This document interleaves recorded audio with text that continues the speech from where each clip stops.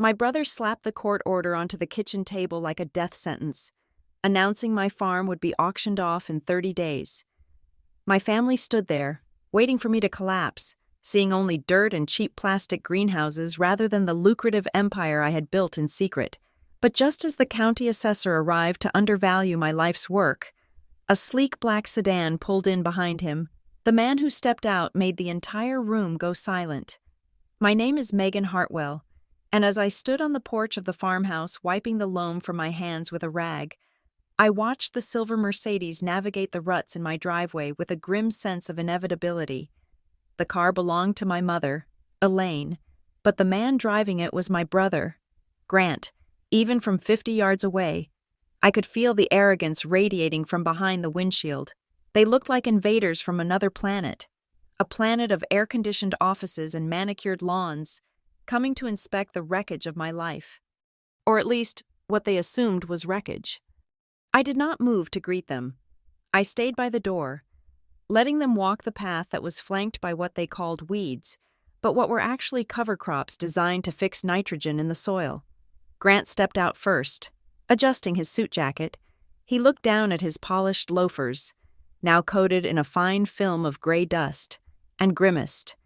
My mother followed, clutching her purse to her chest, as if the fresh country air might try to snatch it. They did not say hello. They simply marched past me into the kitchen, the screen door slamming shut behind them with a rattle that seemed to shake the old frame. My kitchen was a working space. There were crates of soil samples on the counter and a whiteboard covered in harvest schedules and delivery logistics. To them, it must have looked like chaos.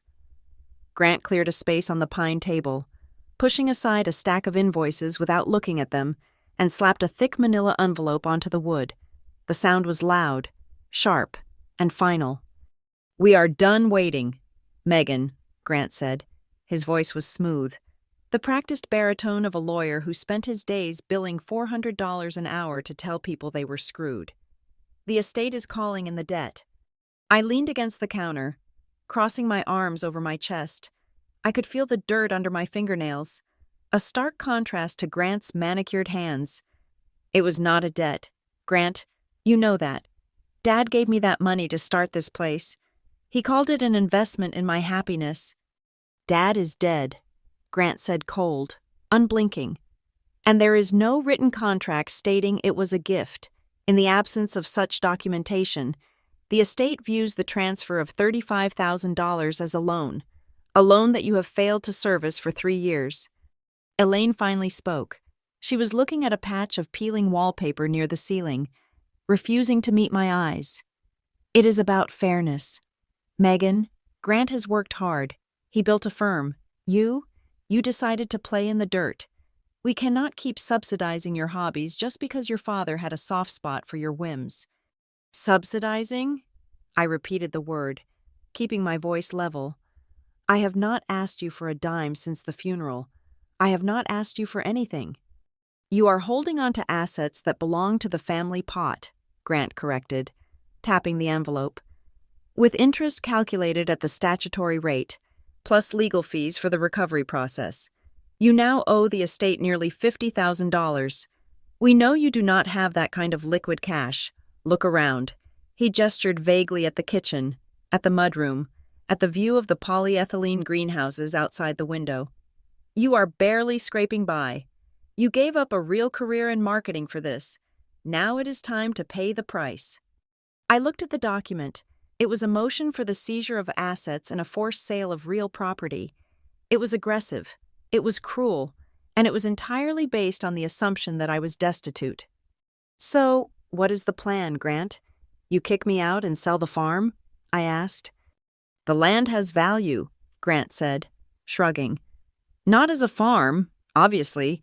Nobody makes money farming on this scale anymore unless they are huge corporate conglomerates. But the acreage? We can subdivide it, sell it to developers. We will recover the $50,000, and whatever is left over, if anything, will go to you. Consider it a severance package from your own bad decisions." He leaned in, his eyes narrowing. "You have 30 days to vacate the premises, but the process starts this week. We have a court-appointed appraiser coming on Friday at 9 in the morning. He is going to walk the property, value the structures and the land, and set the baseline for the auction. Friday, I said. 9 in the morning. Yes, Elaine added, her voice sharp. And do not try to make it difficult. Megan, do not lock the gates. Do not cause a scene. This is a legal proceeding. It is happening whether you like it or not. It is a lesson in responsibility. You wanted to be independent? This is what independence looks like. You pay your own way. My heart was hammering against my ribs, but not from fear. It was a cold, hard rage. They stood there in my kitchen, judging my worth by the dust on the floor. Completely ignorant of the reality of my existence, they saw a failing farm. They did not see the climate-controlled hydroponic systems inside those ugly greenhouses. They did not know that the crates I pushed aside contained invoices for micro-cilantro and heirloom radishes destined for plates that cost more than Grant's tie. I could have opened the safe in the pantry right then. I could have pulled out the profit and loss statement from last quarter, which showed a net income that would have made Grant choke on his own saliva. I could have shown them the text message I received 2 hours ago from a Michelin-starred chef in New York begging for more of my wasabi arugula. But I didn't. If I showed them the money now, they would just shift tactics. They would say the farm was family property all along. They would sue for a share of the profits. They would try to insert themselves into the board of the company they didn't even know existed. Grant would find a way to claim that since the seed money came from Dad, the business belonged to the estate. No, showing them the truth now would be a mistake. They needed to commit to their lie. They needed to stand in front of a judge, or at least a county official, and declare this place worthless. They needed to be on public record underestimating me. I looked Grant in the eye. I let my shoulders slump just a fraction of an inch, enough to simulate defeat. Okay, I said softly. Grant blinked. He had been ready for a fight. He had his rebuttals lined up. My capitulation threw him off balance for a second, but he quickly recovered, a smug smile spreading across his face. Okay, he asked. Okay, I repeated. If the law says I owe it, and I cannot pay it, then I guess you have to do what you have to do. Come back Friday. Elaine let out a sigh that sounded suspiciously like relief. It is for the best. Megan, you will see. Once you are back in the city, back in a real apartment, you will thank us. You were drowning out here. See you Friday at 9, I said. Grant stood up, buttoning his jacket. Make sure the place is accessible. I do not want to have to call the sheriff to cut a padlock, and try to clean up a bit. It helps the appraisal value if it does not look like a complete dump. They turned and walked out. I followed them to the door, watching as they got back into the pristine Mercedes. As they reversed down the drive, avoiding the potholes with exaggerated care, I stood perfectly still. When the car disappeared around the bend of the oak trees, the silence rushed back in. But it wasn't empty silence. It was the hum of the ventilation fans from Greenhouse 3. It was the low rumble of the compressor in the walk-in cooler behind the barn. I walked out onto the porch steps and looked at my failed farm. To the untrained eye, the greenhouses were just plastic tunnels. The barn was old wood. There was no sign out front, no flashy branding. I had built it this way on purpose. Silver Creek Produce was a ghost brand. I didn't sell to the public. I didn't do farmers markets. I sold exclusivity. I sold perfection to people who demanded privacy. Grant thought he was taking away a piece of dirt. He had no idea he was trying to foreclose on a high-precision biological manufacturing facility. I pulled my phone from my back pocket. My hand was steady. I dialed the number for Leo, my operations manager. He was likely in the packing shed, prepping the Thursday shipment for the country club circuit. Hey, boss, Leo answered, his voice accompanied by the rhythmic sound of the taping machine. We on track for the Pike order? We are, I said, my voice crisp, but I have new instructions for Friday morning. Friday? That is harvest day for the squash blossoms. We are going to be slammed. I know, I said. Listen to me carefully. Leo, on Friday morning at 9, my brother and a county appraiser are coming to inspect the property. They think they are seizing the farm. They what? Leo stopped the machine. The background noise died down. They think I am broke, I said. They think this is a hobby farm gone wrong. I want you to let them think that. Do not tidy up the mud in the driveway. Do not paint the fence. Okay. Leo sounded confused. But what about the operations? That is the important part, I said, watching a hawk circle over the south field. Run it exactly as usual, full capacity. I want the fans running. I want the packing line moving. And Leo? Yeah? The delivery pickup for the Pike and Salt restaurant group is scheduled for 9:30 on Friday, right? Yeah, Rowan's team usually sends a van. Good, I said. Make sure the gate is wide open. If a black car or a delivery van shows up, you wave them right through. I want the appraiser to see everything. I want my brother to be standing right there when the real world comes knocking. You got a plan, don't you? Leo asked, a hint of amusement entering his voice. Grant wants to talk about value, I said, gripping the phone tight enough to turn my knuckles white. So on Friday, we are going to show him exactly what this dirt is worth. Just make sure the staff knows. Nobody speaks to the lawyer. Just work. Let the work speak. Understood, boss. See you Friday. I hung up and looked back at the kitchen table where the court order still lay. $35,000. They were willing to destroy my life for the price of a mid-range sedan. They called it a lesson in responsibility. I picked up the document and walked over to the trash can. But then I stopped. No, I would keep it. I would frame it.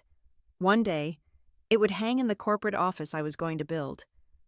A reminder that the people who share your blood are not always the people who have your back. See you Friday, I whispered to the empty room. I went back outside, put my gloves on, and went back to work. I had an order to fill, and unlike my brother, I never missed a deadline.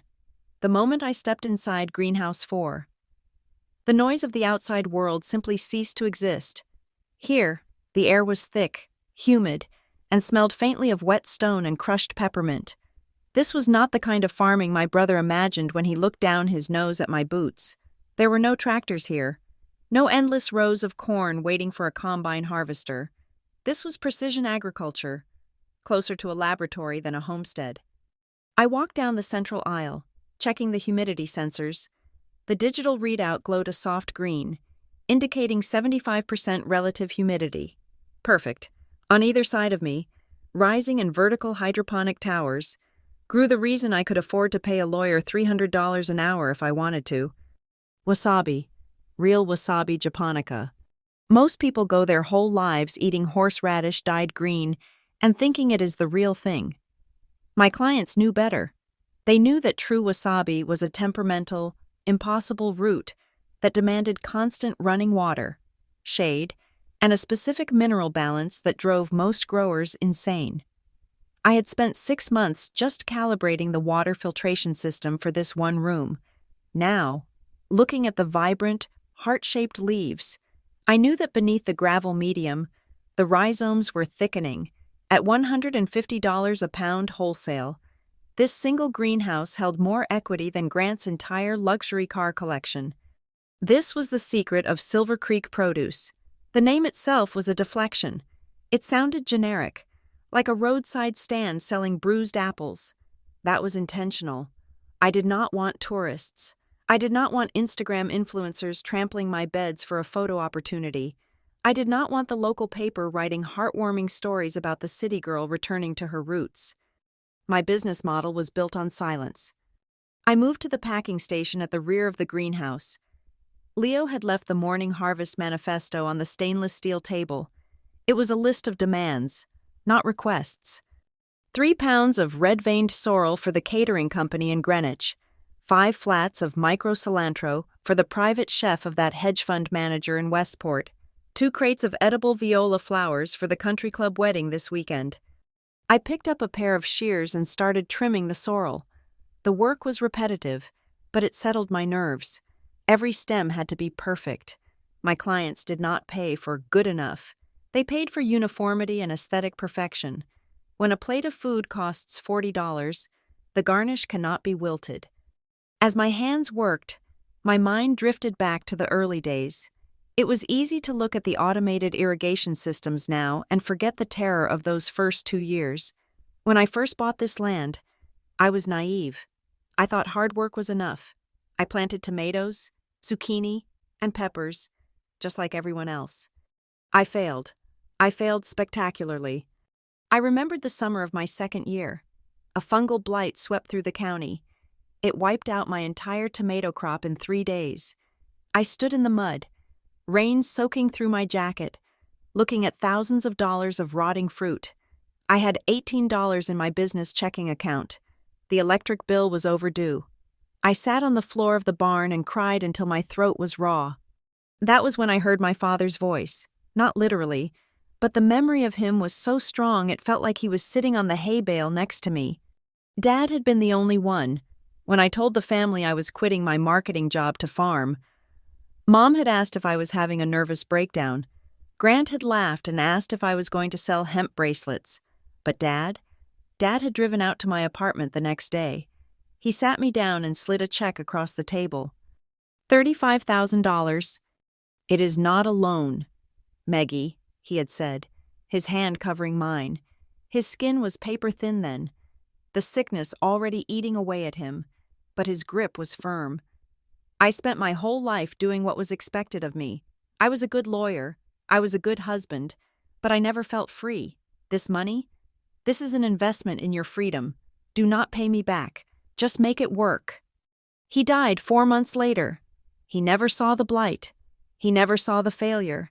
And thank God he never saw his wife and son trying to claw that money back from his daughter's cold, dead hands. After the blight, I realized I could not compete on volume. I could not be a commodity farmer. I had to be a luxury brand.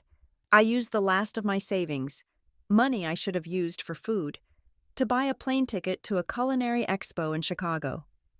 I didn't go to sell. I went to listen. I sat in seminars for executive chefs. I heard them complaining about supply chains. They didn't care about price. They cared about consistency. They couldn't get fresh edible flowers that lasted more than a day. They couldn't get specific varieties of heirloom radish that looked good on a black slate plate. I came home and tore up the tomato field. I built the first greenhouse with my own hands and a YouTube tutorial. I stopped selling at the market. I put on a blazer, printed a brochure on heavy cardstock, and walked into the back door of the most expensive restaurant in New Haven. I didn't ask them to buy my vegetables. I asked the chef what he couldn't find. He told me he needed bronze fennel fronds, harvested 2 hours before service, delivered daily. I grew them. I delivered them. And then he told his friend in Greenwich, who told his friend in the Hamptons. Silver Creek Produce was born not out of a love for dirt, but out of a desperate need to survive without crawling back to my family. I finished packing the sorrel and moved to the walk-in cooler. The blast of cold air, 36 degrees Fahrenheit, hit me. The shelves were lined with labeled bins. This was a logistics hub. Every bin had a barcode. Every delivery was tracked. I was not just a farmer. I was a supply chain manager for the elite. I checked the inventory for Friday. The order for Rowan Pike was substantial. He was launching a new seasonal menu focused on forgotten roots. He needed salsify, scorzonera, and chervil root, ugly, gnarly vegetables that tasted like oysters and nuts when prepared correctly. I had spent 3 years cultivating the soil microbiome just to get the salsify to grow straight. If Grant knew that the crate of dirty roots in the corner was worth $1,200, he would lose his mind. And that was exactly why he could never know. My secrecy was not just about privacy. It was a strategic defense mechanism. Growing up, everything was a competition. If I got an A in English, Grant had to get an A+ in math. If I made the varsity soccer team, Grant made sure to remind everyone he was captain of the debate team. But it wasn't just competition. It was ownership. In the Hartwell house, nothing was yours. Everything was ours. Your success was a reflection of the family brand. Your failure was a stain on the family reputation. If I had posted my first big contract on Facebook, Mom would have been at the farm the next day, telling me how to decorate the office. Grant would have offered to look over my contracts and then bill me for the privilege. They would have suffocated Silver Creek produce under the weight of their expectations and control. So I became a ghost. I let them believe the narrative that suited them. To them, I was Megan the dropout, Megan the hippie, Megan who was wasting her potential playing in the mud. I drove a 10-year-old pickup truck when I visited them. I wore worn-out flannel shirts. I never talked about money. I let them pay for lunch and look at me with that pitying charity that wealthy people reserve for their unfortunate relatives. It protected me. It kept them away. Until now. I walked out of the cooler and locked the heavy door. The sun was setting, casting long shadows across the gravel yard. I looked at the farmhouse. It needed paint. The porch sagged a little on the left side. I could have fixed it last year. I had the cash. But I didn't. I left it shabby. It was camouflage. Grant and Mom saw the peeling paint and saw insolvency. They didn't know that inside the house, on a secure server in the basement, lay the proprietary data for crop rotations that were maximizing yields by 20% above the industry standard. I walked over to the main gate to check the lock. The metal felt cold in my hand. Friday was coming. They were coming to take this away because they thought it was nothing. They thought they were doing me a favor, putting a wounded animal out of its misery. I remembered Grant's sneer, "You gave up a real career." I looked back at the greenhouses, glowing softly in the twilight like jewels in the dust. I hadn't gave up anything. I had built an empire on my own terms. And the most satisfying part wasn't the money in the bank or the respect of the chefs. It was knowing that I did it without their name, without their influence, and without their permission. Friday was going to be painful. Yes, it is never easy to have your sanctuary invaded. But as I turned back to the house to prepare a dinner made from ingredients that would cost $50 a plate in Manhattan, I felt a calm resolve settle in my chest. Let them bring the appraiser. Let them bring their pity and their judgments. They were walking into a trap of their own making. They were about to learn that you should never judge a book by its cover, and you should certainly never judge a farmer by her boots. The failure they were so eager to foreclose on was about to become the most expensive mistake of their lives. That night, the farmhouse was silent, but it was not peaceful. The kitchen table, usually reserved for soil analysis charts and seed catalogs, had been cleared to make room for the enemy. I sat under the singular glow of the overhead pendant light, a cup of black coffee cooling by my elbow, dissecting the stack of papers Grant had left behind. I was not reading them as a sister. I was reading them as a CEO facing a hostile takeover. Grant had been thorough. I would give him that. He had drafted a motion for summary judgment coupled with a request for a writ of attachment. The legal jargon was dense, designed to intimidate, but I had spent the last 5 years deciphering complex agricultural regulations and import-export tariffs. I knew how to read the fine print. The plaintiff was listed as the estate of Robert Hartwell. That stung. It wasn't just Grant coming after me. He was using my father's name to do it. Below that, in the section for the plaintiff's representative, was my mother's name, Elaine Hartwell, executrix, and below that, the attorney of record, Grant Hartwell, Escrage. He was double-dipping. He was the grieving son acting as the shark lawyer. I ran my finger down the factual allegations. Paragraph 4 stated that on August 12th, 6 years ago, the estate transferred a sum of $35,000 to the defendant.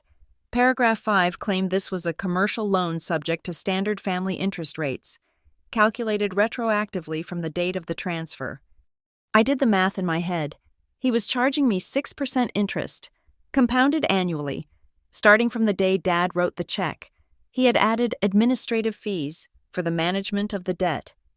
He had tacked on his own legal fees for drafting this very lawsuit. The total demand was $49,872. But it was paragraph 8 that made me stop. The defendant has failed to improve the collateral property, leaving it as raw agricultural land with negligible commercial value, thereby putting the estate's security interest at risk. I stared at the words, raw agricultural land, negligible commercial value. Grant had not just lied. He had constructed a legal reality that didn't exist. He was banking on the fact that on paper, My farm looked like a failure. He assumed I hadn't filed permits for the upgrades because I was broke. He assumed the greenhouses were temporary structures that didn't add value. He was trying to rush this through the court system as a simple debt collection against a deadbeat relative living in a shack. If he could convince a judge that the land was wasting away, he could get an emergency order to sell it quickly, a fire sale, and who would buy it? Probably one of his developer friends, for pennies on the dollar, who would then bulldoze my life's work to build condos.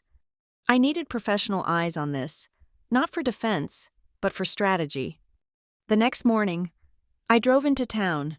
I didn't go to the big firms in the city where Grant had his lunch meetings. I went to a small brick building on Main Street, Harbor Ridge Legal. It was a two-person operation run by a man named Samuel Vance, a lawyer who specialized in property disputes and zoning laws. He was the one who had helped me navigate the water rights issues when I first started. Vance was a man of few words, with wire-rimmed glasses and a desk buried under town council meeting minutes. He read Grant's motion in silence, the only sound in the room the ticking of a grandfather clock in the corner. After 10 minutes, he tossed the file onto his desk. "This is aggressive," Vance said, rubbing his temples. "Your brother is trying to bypass a trial. He wants a summary judgment. He is claiming there are no material facts in dispute. He says you owe the money. You cannot pay. So he takes the land. Simple." "It is not simple," I said. "There is no contract. There is no promissory note." "I see that," Vance said. "In this state, that makes it a he said, she said situation. But since he is representing the estate, and your mother is backing him, 2 voices against 1 usually sways a judge in preliminary hearings. They will argue there was an implied contract." Vance leaned forward. "We need to file a counter-motion immediately. We need to demand discovery.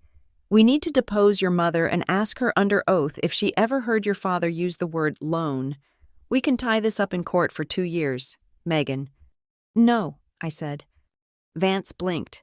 "Excuse me? If we do not respond, you lose by default." "I did not say we would not respond," I corrected him. "I said we are not going to file a counter-motion yet. Grant wants a valuation on Friday. He has the county assessor coming out to establish the auction baseline. He wants to prove the land is worth less than the debt, so he can justify seizing the deed entirely." "And you want to let him?" "I want him to commit to that position," I said, my voice steady. "I want him to stand in front of a county official and declare that my business is worthless. I want him to put it on the official record that Silver Creek produce is nothing but weeds and dirt." Vance looked at me, confused. "Why? That hurts your case." "Because," I said, leaning back, "once he files that appraisal with the court, he is locked in. If I prove later that the farm is actually generating 7 figures in revenue and has $500,000 in infrastructure, Grant doesn't just look like a tough lawyer. He looks like he is committing fraud on the court. He looks like he is trying to steal a high-value asset by misrepresenting it to a judge." Vance's eyes widened behind his glasses. A slow smile spread across his face. "You want to trap him?" "He thinks he is foreclosing on a shack," I said. "I want to let him think that until the gavel is about to drop, if we fight now, he will just amend his complaint. He will realize the farm is worth money and he will change his strategy to demand a share of the profits. I cannot let him do that. I need him to claim the land is trash so that when I prove it is treasure, his entire case for protecting the estate collapses." Vance tapped his pen on the desk. "It is risky, if the assessor agrees with him." "The assessor won't," I said, "because I am going to let the assessor see everything. Grant is the one who is going to be blind." I left the law office with a clear plan. I had 48 hours to compile the weapon that would eventually decapitate Grant's legal arguments. Back at the farm, I turned the dining room into a war room. I opened the large fireproof safe I kept hidden in the back of the pantry. It was time to build the truth file. Grant's lawsuit relied on the narrative of my incompetence. My defense would be an avalanche of competence. I pulled out the binders. First, the infrastructure. I found the invoices for the distinct climate control system I had imported from the Netherlands. $42,000, paid in full. I pulled the receipts for the specialized LED grow lights. the reverse osmosis filtration system, and the automated nutrient dosers. I gathered the insurance policies. Grant had claimed the property was uninsured risks. I held in my hand a commercial agribusiness policy with a liability limit of $2 million. I had coverage for crop failure, equipment breakdown, and even business interruption. A failing hobby farmer does not carry $2 million in liability insurance. Then came the contracts. This was the dangerous part. These documents contained the names of my clients. The NDA agreements were strict. I couldn't just hand these over to Grant. He would leak them or try to solicit them. I made redacted copies, blacking out the names but leaving the dollar amounts and the dates visible. Weekly recurring revenue, $4,000. Monthly retainer for exclusivity, $12,000. The numbers on the page were staggering when seen all together. This wasn't a vegetable garden. It was a high-yield bond portfolio disguised as agriculture. But the truth file was only half the battle. That proved I had money. It didn't prove the $35,000 was a gift. For that, I needed the emotional file. I went to the bottom shelf of the safe and pulled out a worn, leather-bound book. It smelled of pipe tobacco and old paper. My father's journal. He had been a meticulous man. He recorded everything. Weather, baseball scores, his thoughts on legal cases. I turned the pages carefully, going back 6 years. My hands trembled slightly. I knew it was there, but seeing it again always made my throat tight. August 12th. The handwriting was shaky. The cancer had been aggressive by then. Went to the bank today, wired $35,000 to Megan. Elaine is furious. She says I am enabling a fantasy. Grant says it is a waste of capital. They do not understand. The money isn't for the seeds. It is for the soul. I told Megan this is her inheritance early. I told her I do not want a return on investment. I want to see her smile again. It is a gift, a final gift. I traced the word gift with my finger. He had underlined it twice. This entry was the silver bullet, but I couldn't use it yet. If I showed this to Grant now, before the court date, he would claim my father was not of sound mind when he wrote it. He would bring in medical experts to testify that the medication made him confused. He would twist the words. No, this had to be saved for the courtroom. I needed Grant to testify under oath that my father intended it as a loan. I needed him to lie on the stand. Only then would I produce the journal to impeach his credibility. I organized the documents into 2 piles. The Friday pile for the assessor, the technical specs, the infrastructure value, and the court pile for the judge, the revenue sheets and the journal. I sat back, looking at the stack of evidence. It was ironic. Grant had spent his whole life trying to mold me into someone worthy of the Hartwell name. Someone successful, wealthy, powerful. I had become all of those things. I just hadn't told him. And now, he was going to try to destroy me for being a failure, unaware that he was attacking a fortress with a slingshot. I packed everything away, locking the safe with a heavy clack. I walked to the window. The sun was rising over the east field. The automatic vents on the greenhouses were opening to regulate the morning temperature. It was a machine, a beautiful, profitable machine. Grant was coming in 2 days. He was bringing his arrogance and his legal threats. He thought he was the hunter. He had no idea he was walking into the cage. I picked up my phone and sent a text to Vance. Documents ready. Do not file anything. Let them dig the hole. Vance replied a moment later. Understood. Good luck on Friday. I didn't need luck. I had the truth. And on Friday, I was going to serve it cold. Friday morning arrived with a sky the color of a bruised plum, heavy with the threat of rain that never quite broke. I stood on the porch at 8:45, holding a mug of tea that had gone cold 20 minutes ago. I was wearing my work clothes, clean, but definitely work clothes, dark denim, boots that had seen 3 seasons of mud, and a gray thermal shirt. I refused to dress up for my own execution. Grant, of course, had dressed for a board meeting. His car rolled up the drive 10 minutes early. This time, he wasn't alone with Mom. The back door opened, and out stepped Aunt Marjorie. My stomach tightened. Marjorie was the family's unofficial broadcast network. If Marjorie saw it, the entire tri-state area would know about it by lunch. She was there for one reason: to witness the fall, to gather the juicy details of Megan's failure so she could shake her head theatrically at Thanksgiving and say, "We tried to warn her." They approached the house like a phalanx. Grant was in a navy suit that probably cost more than my first tractor.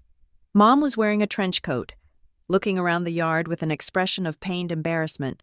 Marjorie was already tapping away on her phone, probably texting Cousin Sarah about how rustic the conditions were. "You are early," I said, staying on the top step. "We want to get this over with," Grant said, checking his watch. It was a Rolex Submariner. I wondered if he knew that it was designed for diving, not for standing in a gravel driveway checking the time while trying to evict his sister. "The assessor should be here any minute. I have a lunch meeting in the city at 12:30, so I need this wrapped up by 10. "Wrapped up," I repeated. "You think you can appraise 10 acres and 5 structures in an hour?" Grant laughed, a short, dry bark. "Megan, please, it is standard agricultural acreage. We are not appraising the Louvre. It is a calculation of square footage times the median land value for the county, minus the cost of demolition for these." He waved a hand vaguely at my greenhouses. "Temporary structures. It is a formula.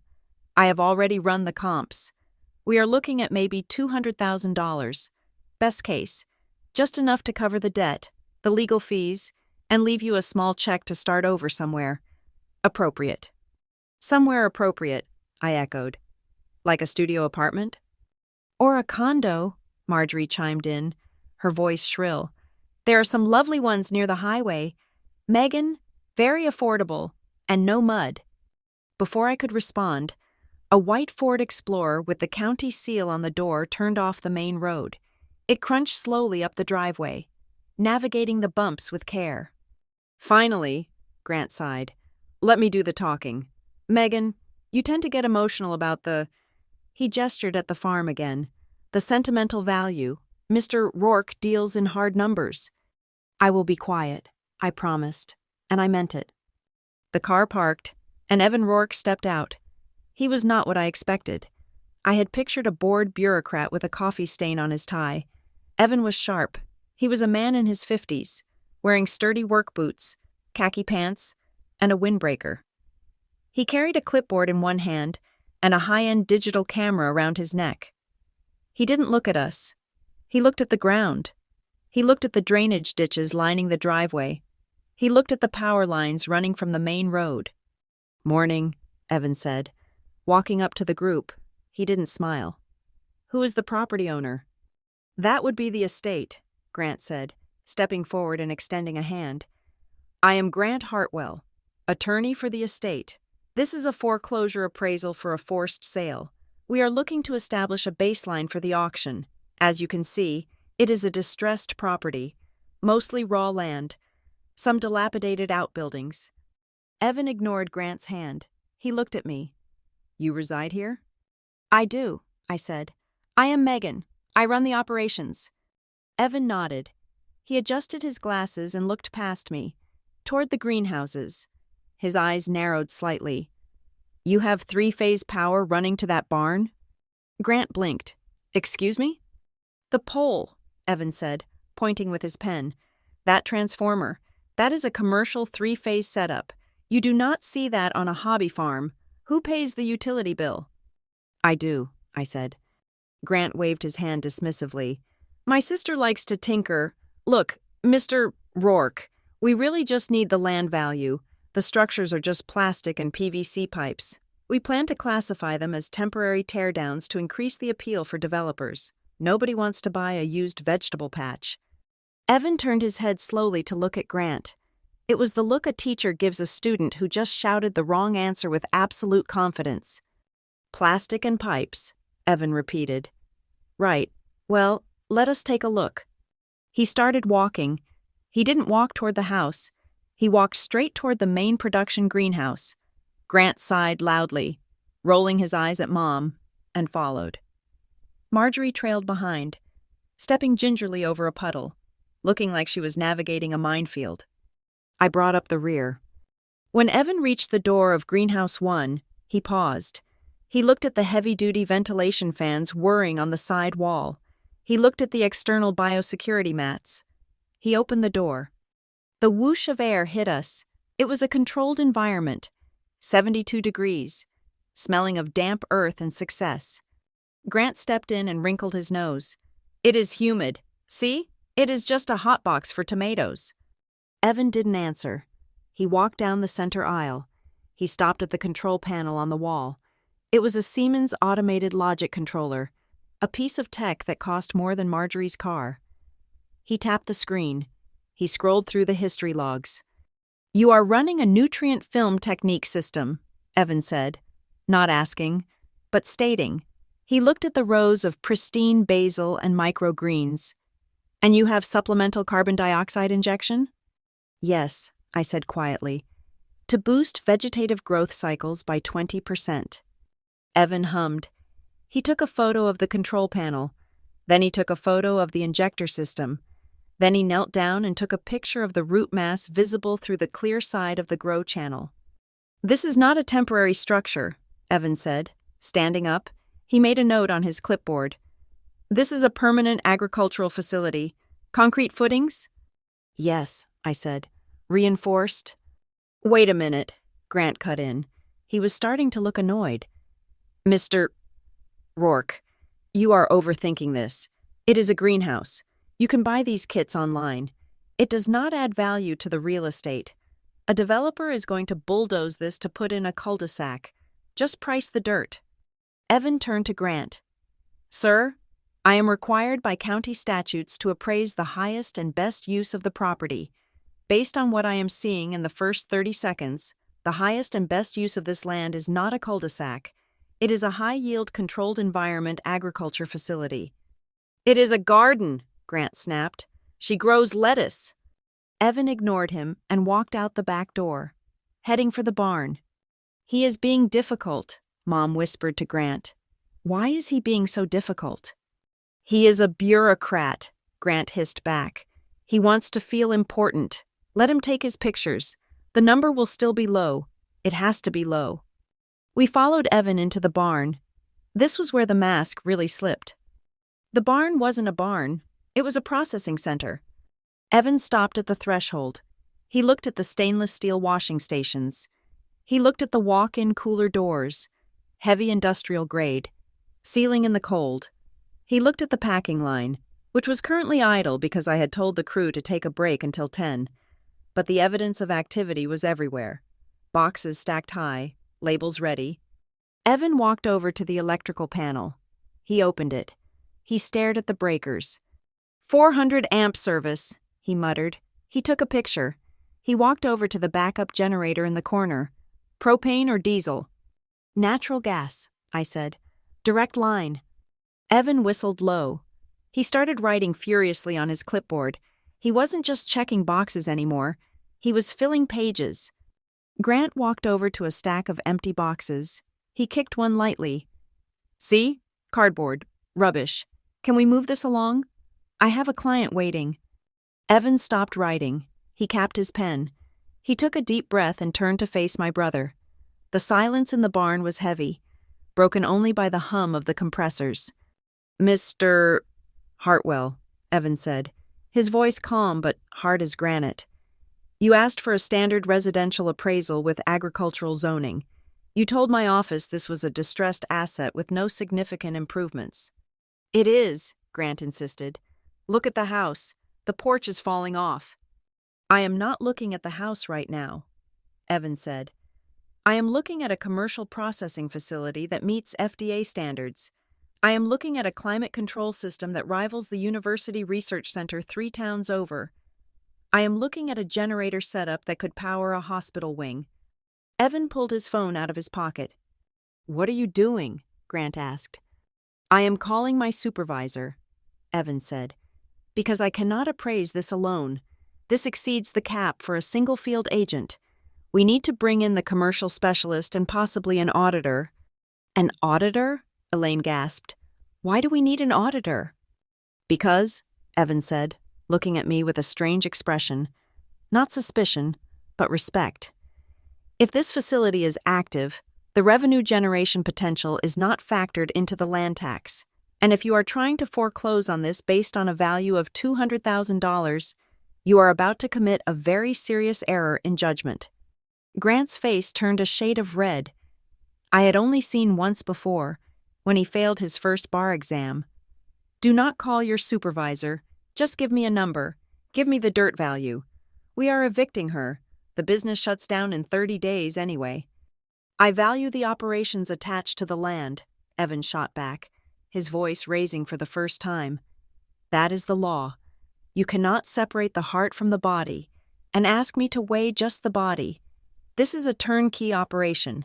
If I undervalue this, the county gets sued, and I do not get sued. Mr. Hartwell. Evan put the phone to his ear and walked away from us, toward the bay doors, speaking rapidly into the receiver. Grant stood there, his mouth slightly open. Mom looked terrified. Marjorie had stopped texting and was staring at the stainless steel tables as if they were alien artifacts. "Megan," Grant said, his voice low and dangerous. "What did you do? Did you stage this?" I leaned against a pallet of premium packaging materials. I crossed my arms. I felt a sense of calm so profound it was almost dizzying. "I did not do anything, Grant," I said. "I just opened the doors. You were the one who assumed there was nothing behind them." "This does not change anything," Grant said, though he sounded like he was trying to convince himself. "It just means the auction price is higher. It means we get more money when we sell it. You still owe the debt. You are still out." "Is that how it works?" I asked. "You think you can just sell a business you do not understand? You think you can auction off a client list you have never seen?" "It is dirt," Grant yelled, finally losing his composure. "It is just dirt and vegetables." At that exact moment, the sound of tires on gravel crunched outside. Heavy tires, expensive tires. Evan lowered his phone and looked out the bay doors. Grant spun around. "Who is that?" Grant demanded. "I told you, no visitors." I looked past my brother's shoulder, through the open barn doors. I saw the black Land Rover pull to a stop right next to Evan's Ford Explorer. The driver's door opened. "I did not invite a visitor," I said, a small smile touching my lips. "I invited a customer." Grant watched as the figure stepped out of the car. It wasn't just a customer. It was the kind of customer that Grant spent his entire life trying to impress. The kind of man whose table Grant would bribe a maitre d' to get. "Is that—" Marjorie squinted, clutching her pearls. "Is that the chef from the cooking show? The one who yells at everyone?" "No," I said. "He does not yell. He just demands perfection." I pushed off the pallet and walked toward the light, leaving my family in the shadows of the barn. "And he is here to pick up his order." Grant stood rooted to the spot, his Italian suit looking suddenly very out of place in a room designed for real work. He didn't know it yet, but the appraisal was over. The interrogation was about to begin. The silence that followed the arrival of the black Land Rover was thick enough to choke on. The vehicle was not just a car. It was a statement. It was a customized Defender. Sleek, matte black, with tinted windows that reflected the stunned faces of my family. It idled at the gate, the low purr of its engine vibrating in the gravel beneath our feet. Leo, my operations manager, stepped out from the packing shed.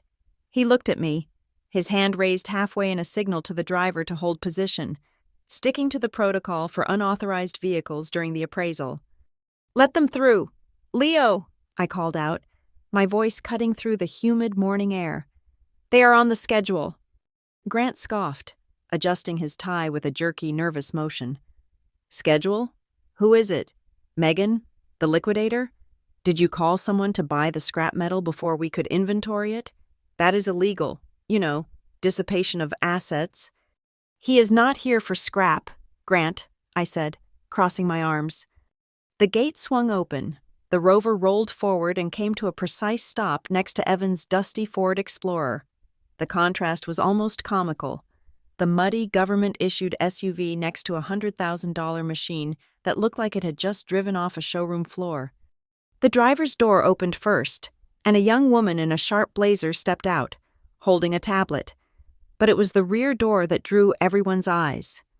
A man stepped out. He was tall, wearing a charcoal wool coat over a crisp white chef's jacket that was unbuttoned at the collar. He didn't look like a farmer. He didn't look like a lawyer. He looked like he owned the ground he was walking on. "Is that—" Aunt Marjorie squinted, tilting her head. "I know him. I saw him in Vanity Fair." It was Rowan Pike, the owner of Pike and Salt, the restaurant group that had single-handedly put our region on the culinary map. He was the kind of man who didn't just cook food. He curated experiences for senators, tech moguls, and celebrities. Grant frowned. "A chef? Great. Maybe he wants to buy some tomatoes for a salad. Tell him we are closed for legal proceedings." Rowan ignored my brother entirely. He walked straight toward me, his boots crunching on the gravel with purposeful strides. He didn't look at the peeling paint on the house. He didn't look at the mud. He looked at me with the same intensity he used to inspect a truffle. "Megan," he said, extending a hand. "Leo texted me that the harvest for the purple salsify is ahead of schedule. I wanted to inspect the bricks levels personally before we load the van."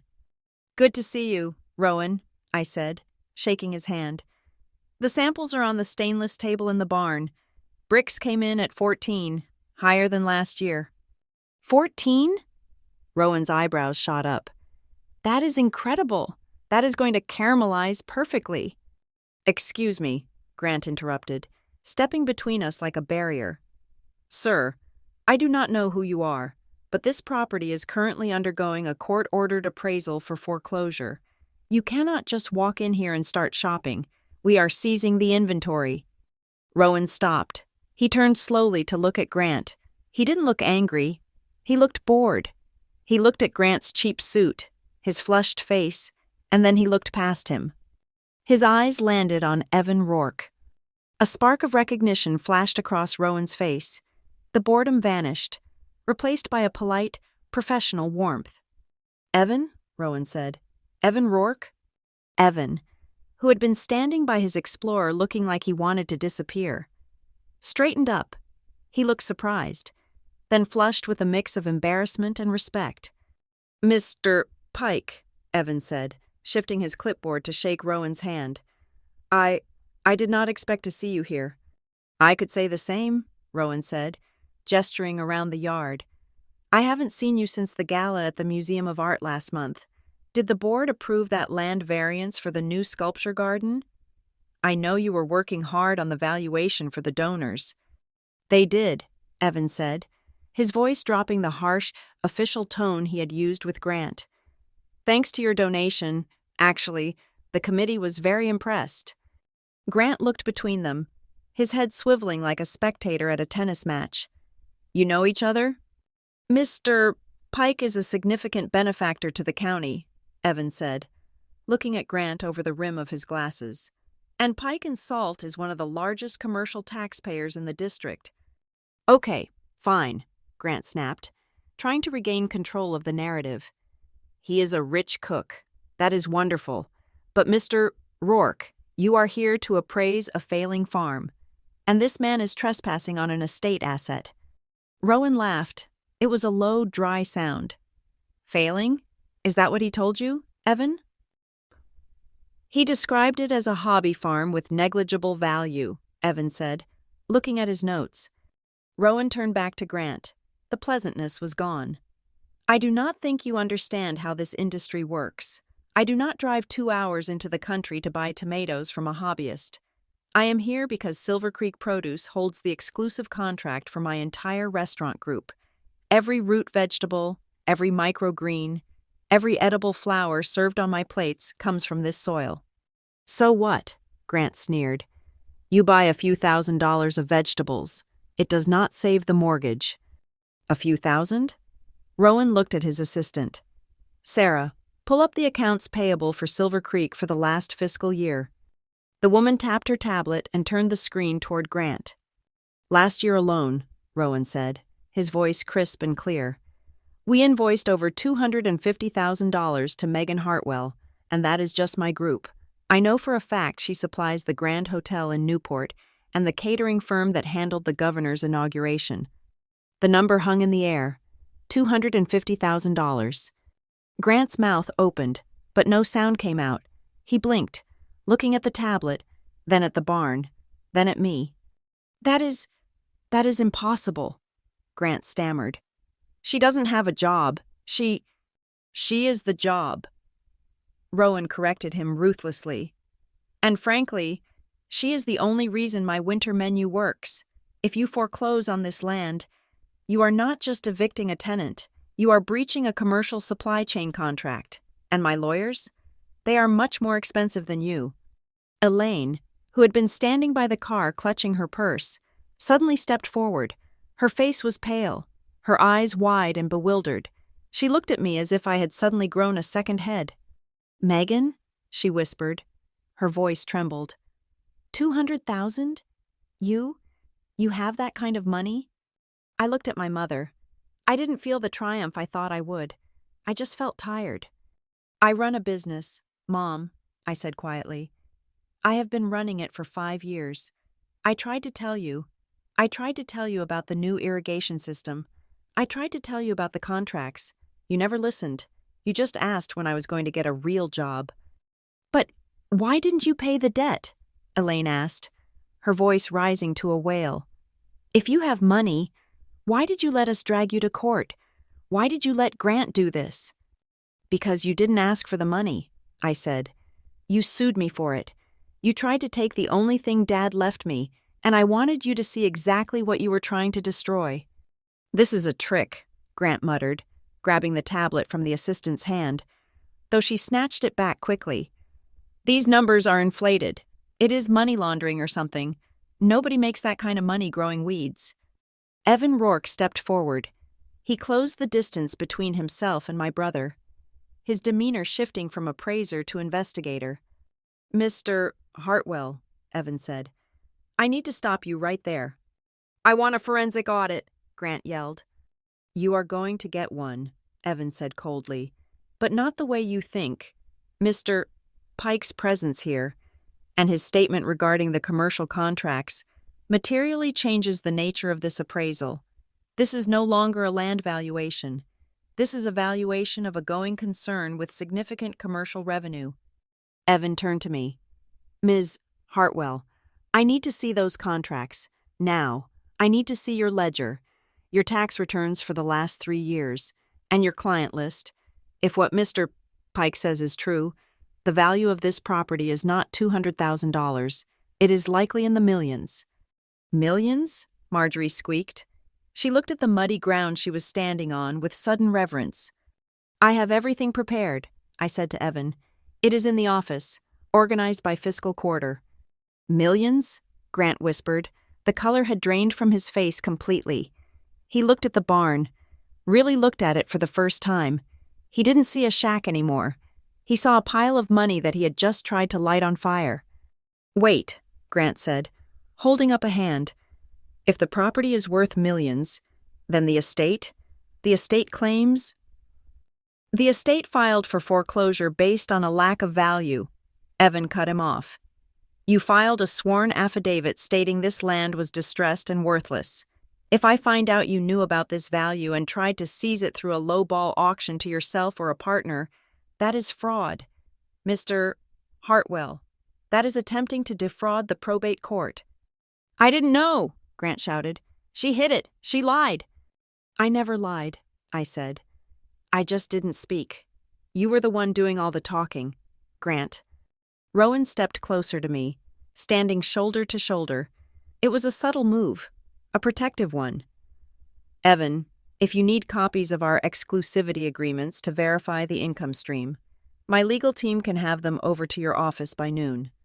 That would be very helpful. Mr. Pike, Evan said. He turned to me. Lead the way. Ms. Hartwell, I want to see every piece of paper you have. No! Grant lunged forward, grabbing my arm. You are not showing him anything. I am the attorney for the estate. I control the discovery. Rowan didn't move, but his assistant stepped forward, and Leo, who had been watching from the gate, took 2 heavy steps closer. I looked down at Grant's hand on my sleeve. Take your hand off me, Grant. "You are cheating us," he hissed. "You are sitting on a gold mine and letting us think you are a pauper." "I am sitting on a farm," I said, yanking my arm free. "A farm Dad believed in. A farm you called dirt. You wanted the appraisal. Grant, you wanted the official number? Well, you are about to get it." I turned my back on him. "Come on, Evan, let's go inside. I have a feeling the truth file is going to be very interesting to you." "Truth file?" Evan asked, following me toward the house. "Just something I put together," I said, "for a rainy day." As we walked up the porch steps, I heard my mother sobbing. It wasn't a sad cry. It was the hysterical, confused cry of a woman realizing she had bet on the wrong horse, and the race was already over. And Grant? Grant was shouting into his phone, likely calling his partner at the firm, trying to figure out how to stop a freight train with a piece of paper. Rowan walked beside me. "Nice dramatic flair," he murmured, low enough that only I could hear. "Did I hit the cue correctly?" "Perfectly," I whispered back. "I will throw in an extra case of the bronze fennel for free." "Deal," he said. We entered the farmhouse, leaving the chaos of my family outside in the mud. Right where they belonged. The transition from the muddy yard to my office was jarring for them. My office was not the kitchen table where Grant had lectured me. It was a converted room at the back of the house, temperature-controlled, soundproofed, and lined with fire-safe filing cabinets. It looked less like a farm office and more like the nerve center of a logistics company. Evan Rourke stepped in first, shaking the dust off his boots on the mat. He looked around the room, taking in the dual monitor setup on my desk, the wall-mounted schematics of the irrigation grid, and the whiteboard filled with Latin botanical names and shipping dates. Grant and Mom squeezed in behind him. The room was not built for an audience, and their presence made the air feel thin. Aunt Marjorie had wisely stayed on the porch, sensing that the entertainment was turning into something too complex for her to relay via text message. "All right," Evan said, placing his clipboard on the only empty surface, a small side table. He didn't sit down. "Ms. Hartwell, based on Mr. Pike's statement, we need to pivot. I need to establish the validity of the commercial operation. If this is a hobby, the land is worth $200,000. If this is a commercial enterprise with established contracts, the valuation methodology changes completely. Show me the paper." I walked to the large steel safe in the corner. I could feel Grant's eyes boring into my back. He expected me to pull out a shoebox full of crumpled receipts. Instead, I punched in the 6-digit code. The heavy door swung open with a smooth, oiled glide. Inside, color-coded binders were stacked in precise rows. I pulled out the blue binder first. "These are the active supply agreements," I said, placing it on the desk in front of Evan. "Minimum 2-year commitment. Automatic renewal clauses unless notice is given 90 days in advance." Evan opened the binder. He ran his finger down the first page. "Standard indemnity clause," he muttered. "Delivery schedules. Penalty for non-performance. Ms. Hartwell, these penalty clauses are significant. You are liable for $15,000 per missed shipment?" "I am," I said evenly, "which is why I have never missed a shipment, and why I carry the insurance policy you saw earlier." Grant stepped forward, his hand reaching out instinctively. "Let me see that. I need to verify the signatories. Anyone can print a contract." I slammed the binder shut before his fingers could graze the plastic cover. The sound was like a gunshot in the small room. "No," I said. Grant recoiled, his face flushing. "Excuse me? I am the attorney for the plaintiff. I have a right to examine the evidence." "You are the opposing counsel in a foreclosure hearing based on a disputed debt," I said, my voice cold and sharp. "You are not my auditor. You are not my partner. And these contracts contain proprietary trade secrets regarding pricing and client lists. You do not have a subpoena for these, Grant. You have a court order to appraise the land. Evan is the appraiser. He sees them. You do not." "She is right," Evan said, not looking up from his notes. "Mr. Hartwell, back away from the desk. If this goes to trial, you can request discovery then, right now. This is my investigation." Grant sputtered, looking at Mom for support, but Elaine was staring at the safe, her mouth slightly open. She had never seen the safe open before. She was looking at the sheer volume of paperwork inside. Rowan, who had been leaning against the door frame, stepped forward. "I can verify the signature on page 4 of that binder. Evan, since I am the one who signed it." Rowan pulled a gold pen from his pocket. "Actually, while I'm here, I need to sign for today's pickup. Leo has the manifest?" "Right here," I said, sliding a clipboard across the desk. Rowan uncapped the pen. He signed with a flourish, then paused, looking at the document. "Oh, Megan, I almost forgot.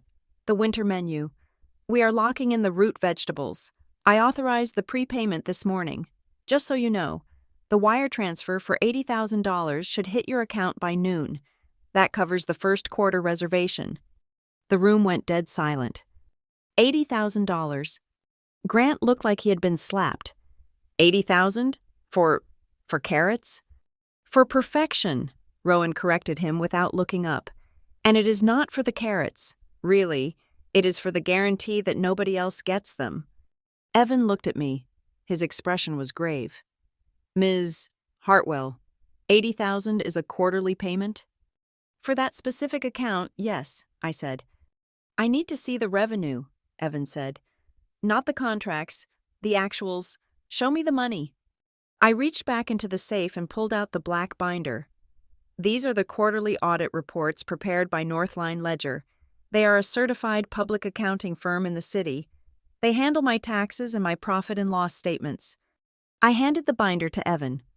He opened it to the summary page for the last fiscal year. He stared at it for a long time. He took off his glasses, cleaned them on his shirt, and put them back on. "Gross revenue," Evan read aloud, his voice devoid of emotion. $1.2 million.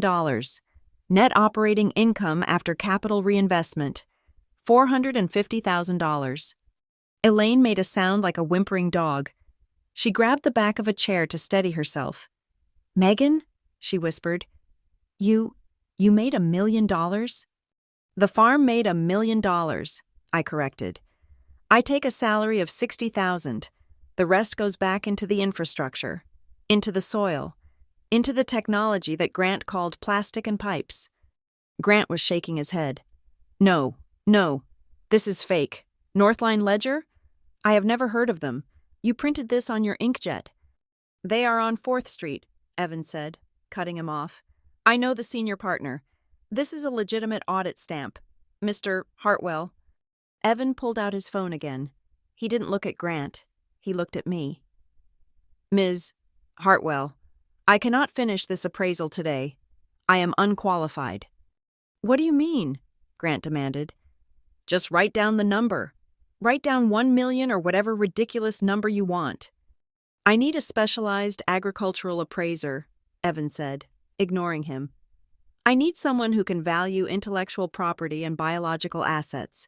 I saw your seed library in the back of the barn. Ms. Hartwell, you are banking heirloom genetics, aren't you?" "Yes," I said. "Some of those strains are extinct in the commercial market. I have been restoring them for 5 years." "That seed bank alone could be worth more than the land," Evan said. He started dialing a number. "I am calling the state board. We need a level 4 assessment. This involves biological IP." Grant slammed his hand down on the filing cabinet. "Stop! Stop this right now. I do not care about the seeds. The estate has a lien. She owes $50,000. That is the only number that matters." Evan lowered the phone. He turned slowly to face my brother. The air in the room grew heavy, charged with the static of a storm that was finally breaking. "Mr. Hartwell," Evan said, "you filed a motion claiming this asset was distressed. You claimed the borrower was insolvent. You claimed the collateral was deteriorating." "She didn't pay the debt," Grant shouted. "That makes her insolvent." "No," Evan said.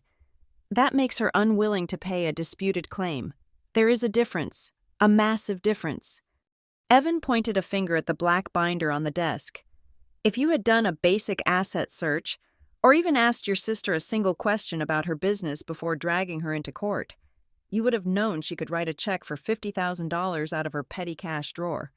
"So make her pay it," Grant yelled. "That is why we are here." "No," Evan said, his voice dropping to a dangerous whisper. "You are here to seize the property. You asked for a foreclosure, not a garnishment. You wanted the deed." Evan looked at Mom, then back at Grant. "If you attempt to foreclose on a multi-million-dollar asset to satisfy a 5-figure debt without a clear contract, while misrepresenting the value of that asset to the court, do you know what that looks like, counselor?" Grant didn't answer. His jaw was working, but no words came out. "It looks like abuse of process," Evan said. "It looks like you were trying to use the probate court to facilitate a hostile takeover of a high-value commercial entity for pennies on the dollar. It looks like fraud." The word hung in the air. Fraud. Elaine stepped forward, her hands trembling. "Now see here. Mr. Rourke, I am the executrix. I am her mother. We are just trying to settle family business. You have no right to use words like that." "This is not a family dinner, Mrs. Hartwell," Evan said sharply. "This is a legal proceeding initiated by your attorney, and as a sworn officer of the court appointed to this appraisal, I have a duty to report discrepancies. And finding $1 million business disguised as a dirt patch in a foreclosure filing is a massive discrepancy." Rowan chuckled from the doorway. He was enjoying this. He looked at Grant with a pitying smile. "You know, Grant," Rowan said, his voice light and conversational, "in my business, if I serve a dish without tasting it first, I get fired. It seems you tried to serve a lawsuit without checking the ingredients. Didn't they teach you due diligence in law school? Or were you too busy learning how to sue your relatives?" Grant looked at Rowan, then at the binder, then at me. The arrogance was gone. In its place was fear, pure, unadulterated fear. He realized he hadn't just lost the argument. He had exposed himself to a liability that could end his career. We can discuss this," Grant stammered. "Megan, we can figure this out. If you have the money, just write a check. We can drop the suit today." I looked at him. I looked at the brother who had mocked me for years. I looked at the mother who had stood by and let him do it. "I don't think so, Grant," I said softly. "What?" Grant blinked. "Just pay the $50,000. We walk away. It is over." "Evan," I said, turning to the appraiser, "please make the call to the state board. I want the full level 4 assessment. I want every single seed, every single contract, and every single dollar of value documented and filed with the court." "Megan, are you crazy?" Mom cried. "He is offering to drop it." "I don't want it dropped," I said. "I want it finished. I want a judge to see exactly what this farm is worth, and I want a judge to ask you, Grant, why you tried to sell it for $200,000.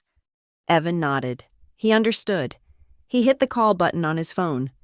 "State Board?" Evan said into the receiver. "This is Evan Rourke, badge number 419. I need to trigger a priority audit on a foreclosure case in Southport. Yes, we have a massive undervaluation issue. Potential predatory filing. Yes, I will hold." Grant sank into the chair in the corner, the fight draining out of him like water from a cracked pipe. Rowan winked at me and tapped the signed manifest on the desk. "I will see you next week, Megan," Rowan said. "Nice office. Much better than a kitchen table." He walked out, leaving me alone with the sound of Evan's voice on the phone and the silence of my family's defeat. The atmosphere in the small office shifted from the frantic energy of a discovery to the cold, hard vacuum of judgment. Evan Rourke finished his call with the state board and placed his phone face down on the desk. He picked up his pen, tapped it twice on the leather cover of the black binder, and looked directly at my brother. "I have done a preliminary reconciliation based on the verified income statements and the existing infrastructure," Evan said. His voice was devoid of the annoyance he had shown earlier. Now, it was professional, dangerous, and precise. "Mr. Hartwell, your filing estimates the property value at $210,000. Grant loosened his tie. He was sweating, a thin sheen of moisture collecting on his upper lip. That was based on comparable land sales. It is a standard metric. It is a standard metric for dirt, Evan corrected. However, you are not foreclosing on dirt. You are foreclosing on a fully integrated, high-yield agricultural facility with established supply chain contracts. When we factor in the capitalization rate of the net operating income, plus the replacement cost of the specialized equipment and the intellectual property inherent in the seed bank. Evan paused, letting the silence stretch until it was almost unbearable. The preliminary valuation puts this asset between $3.2 and $3.5 million. The number hit the room like a physical blow. $3.5 million. My mother let out a small, strangled sound and sank into the visitor's chair.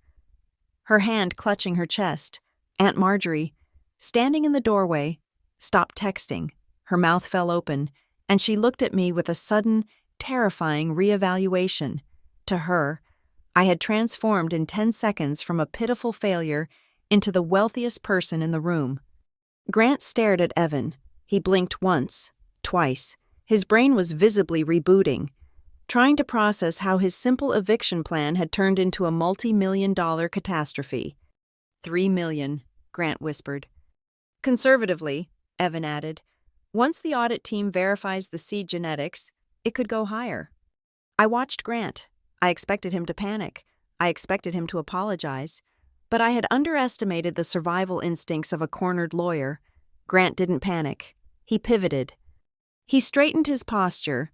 He took a deep breath, wiped the sweat from his lip, and forced a tight, artificial smile onto his face. He turned to me, spreading his hands in a gesture of magnanimous peace. Well, Grant said, his voice surprisingly steady. This changes things, obviously. Megan, this is actually good news. Excellent news, really.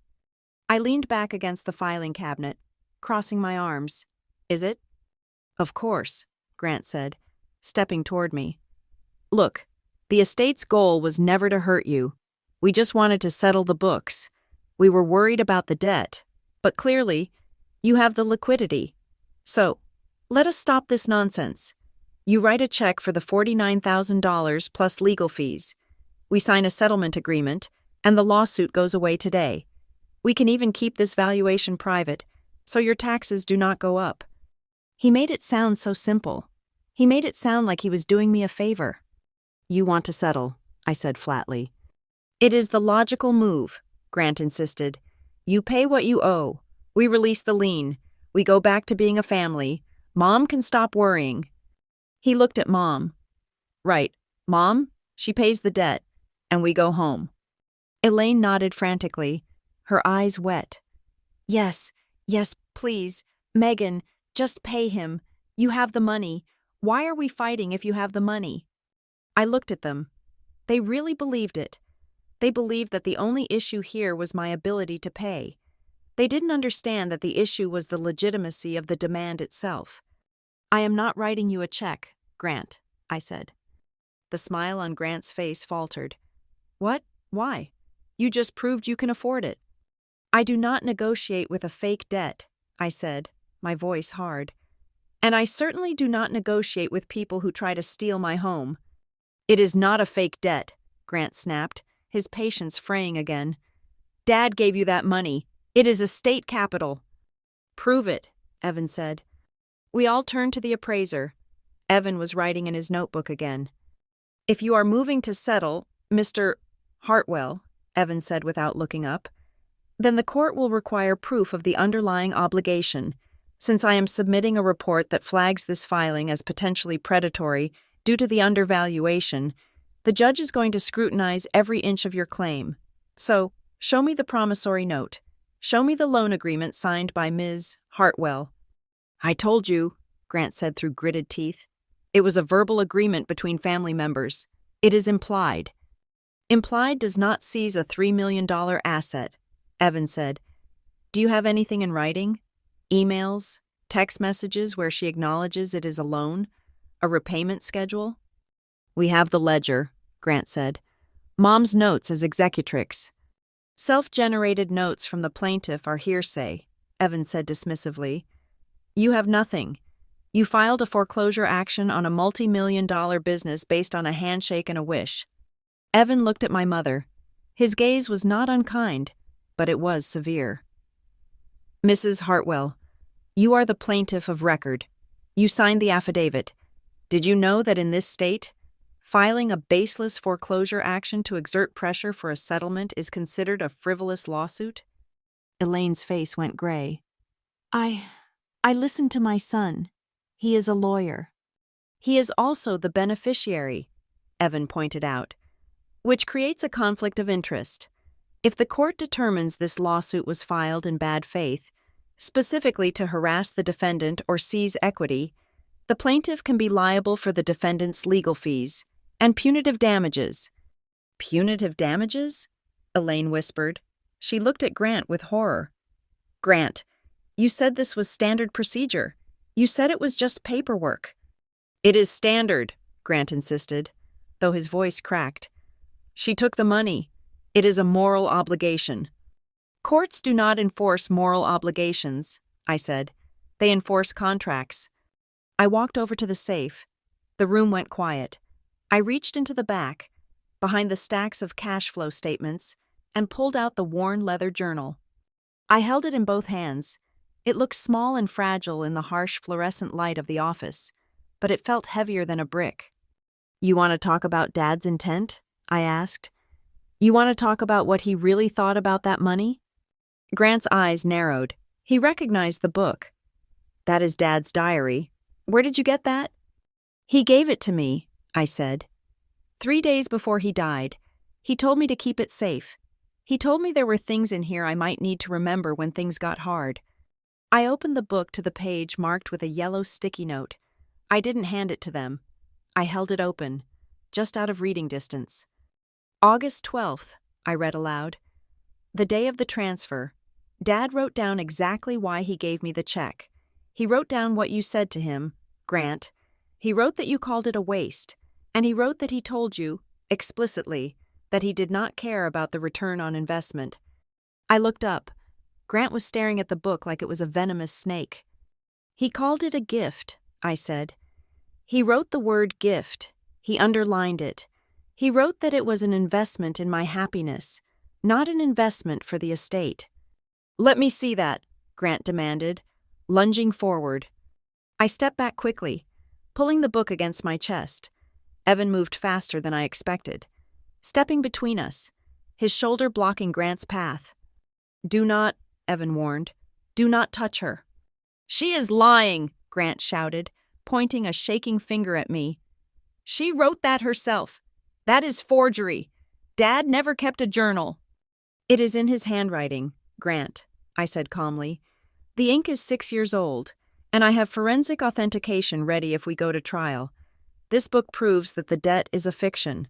It proves you knew it was a gift, and you decided to reclassify it as a loan after he died because you were jealous. Jealous?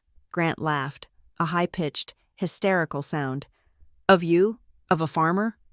Yes, I said, because he believed in me, and he only ever tolerated you. The insult landed.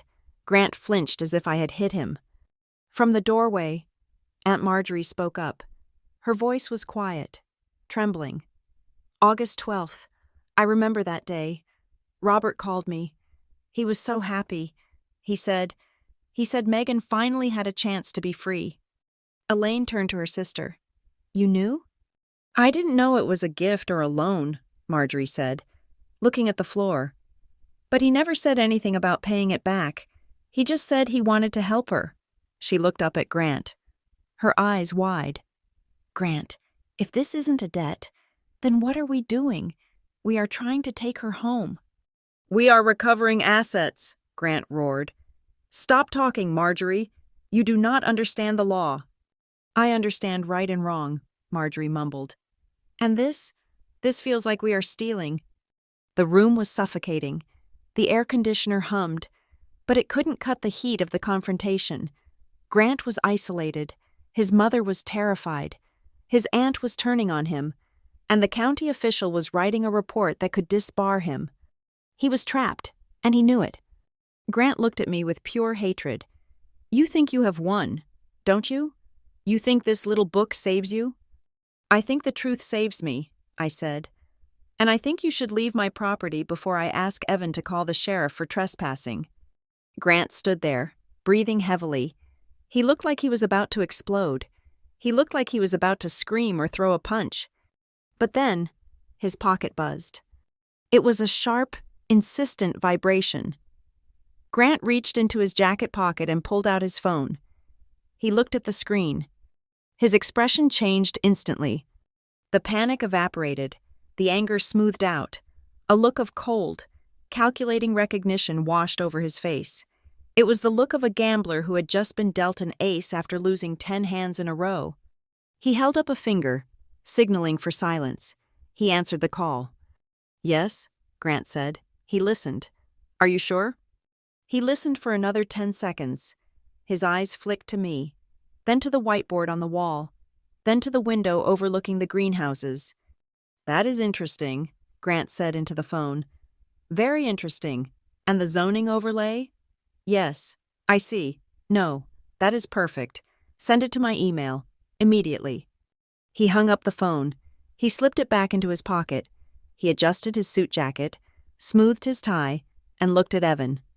You can write your report, Mr. Rourke, Grant said. His voice was calm again, almost cheerful. Value it at $3 million. Value it at 10. It does not matter. What are you talking about? Evan asked, frowning. Grant turned to me. The smile was back, but it wasn't the fake smile from before. It was a genuine smile of malice. You have done a great job, Megan, Grant said. Really, the contracts, the revenue, the seeds, it is impressive, but you forgot one thing, one tiny bureaucratic detail. I have my permits, I said, though a cold knot formed in my stomach. I have my business license. Sure, Grant said, but you are operating a commercial wholesale distribution center. You have trucks coming in and out. You have industrial machinery. You have hazardous materials, those nutrient solutions. It is agricultural use, I said. It is allowed. Is it? Grant asked. I just got off the phone with a contact at the Regional Planning Commission. It seems there was a zoning overlay update 4 years ago for this watershed district. Commercial processing facilities exceeding a certain square footage require a special use permit, a permit that requires a public hearing, a permit you never applied for. I stared at him, the overlay.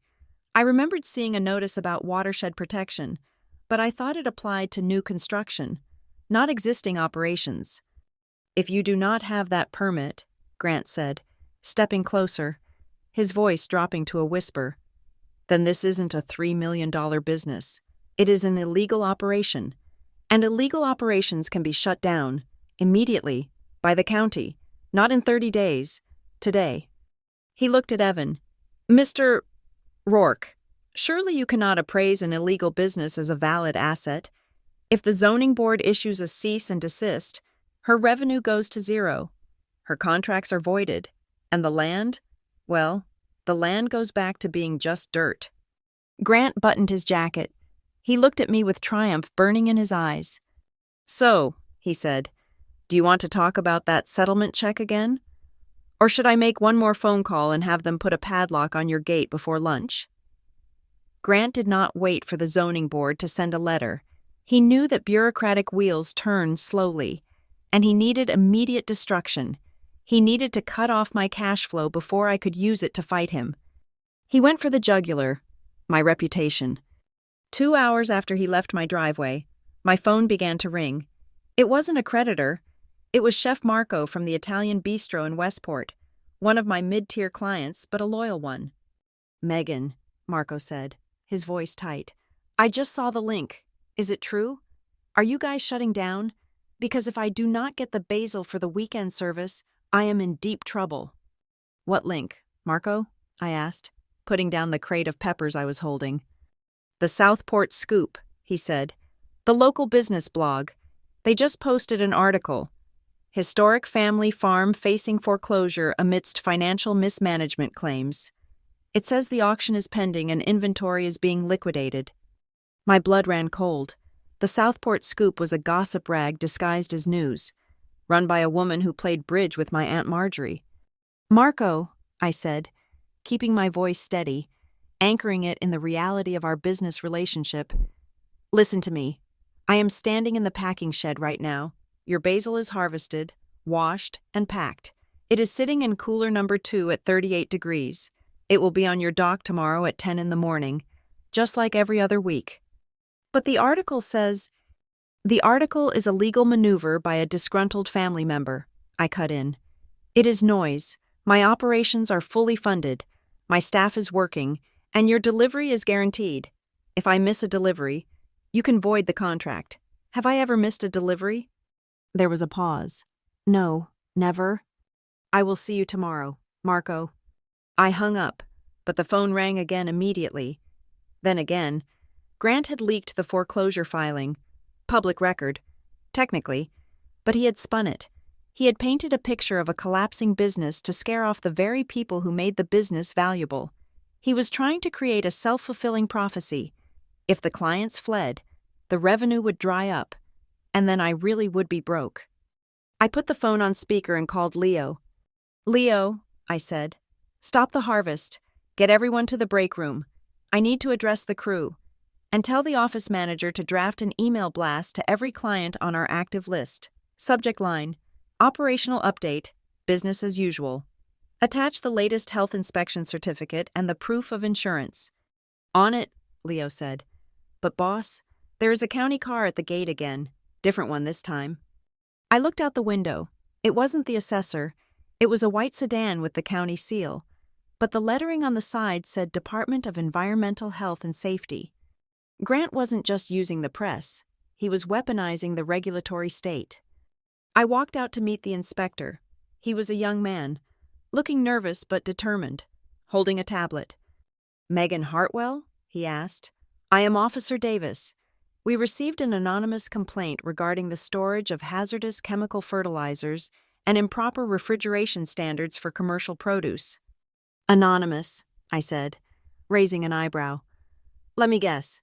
The caller sounded like a middle-aged lawyer with a superiority complex." Davis blinked. "I cannot discuss the source.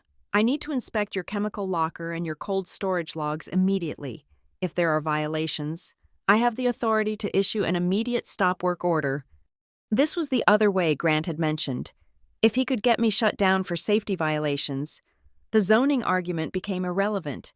He wanted to bleed me out by 1,000 cuts. "Come with me," I said. I didn't argue. I didn't stall.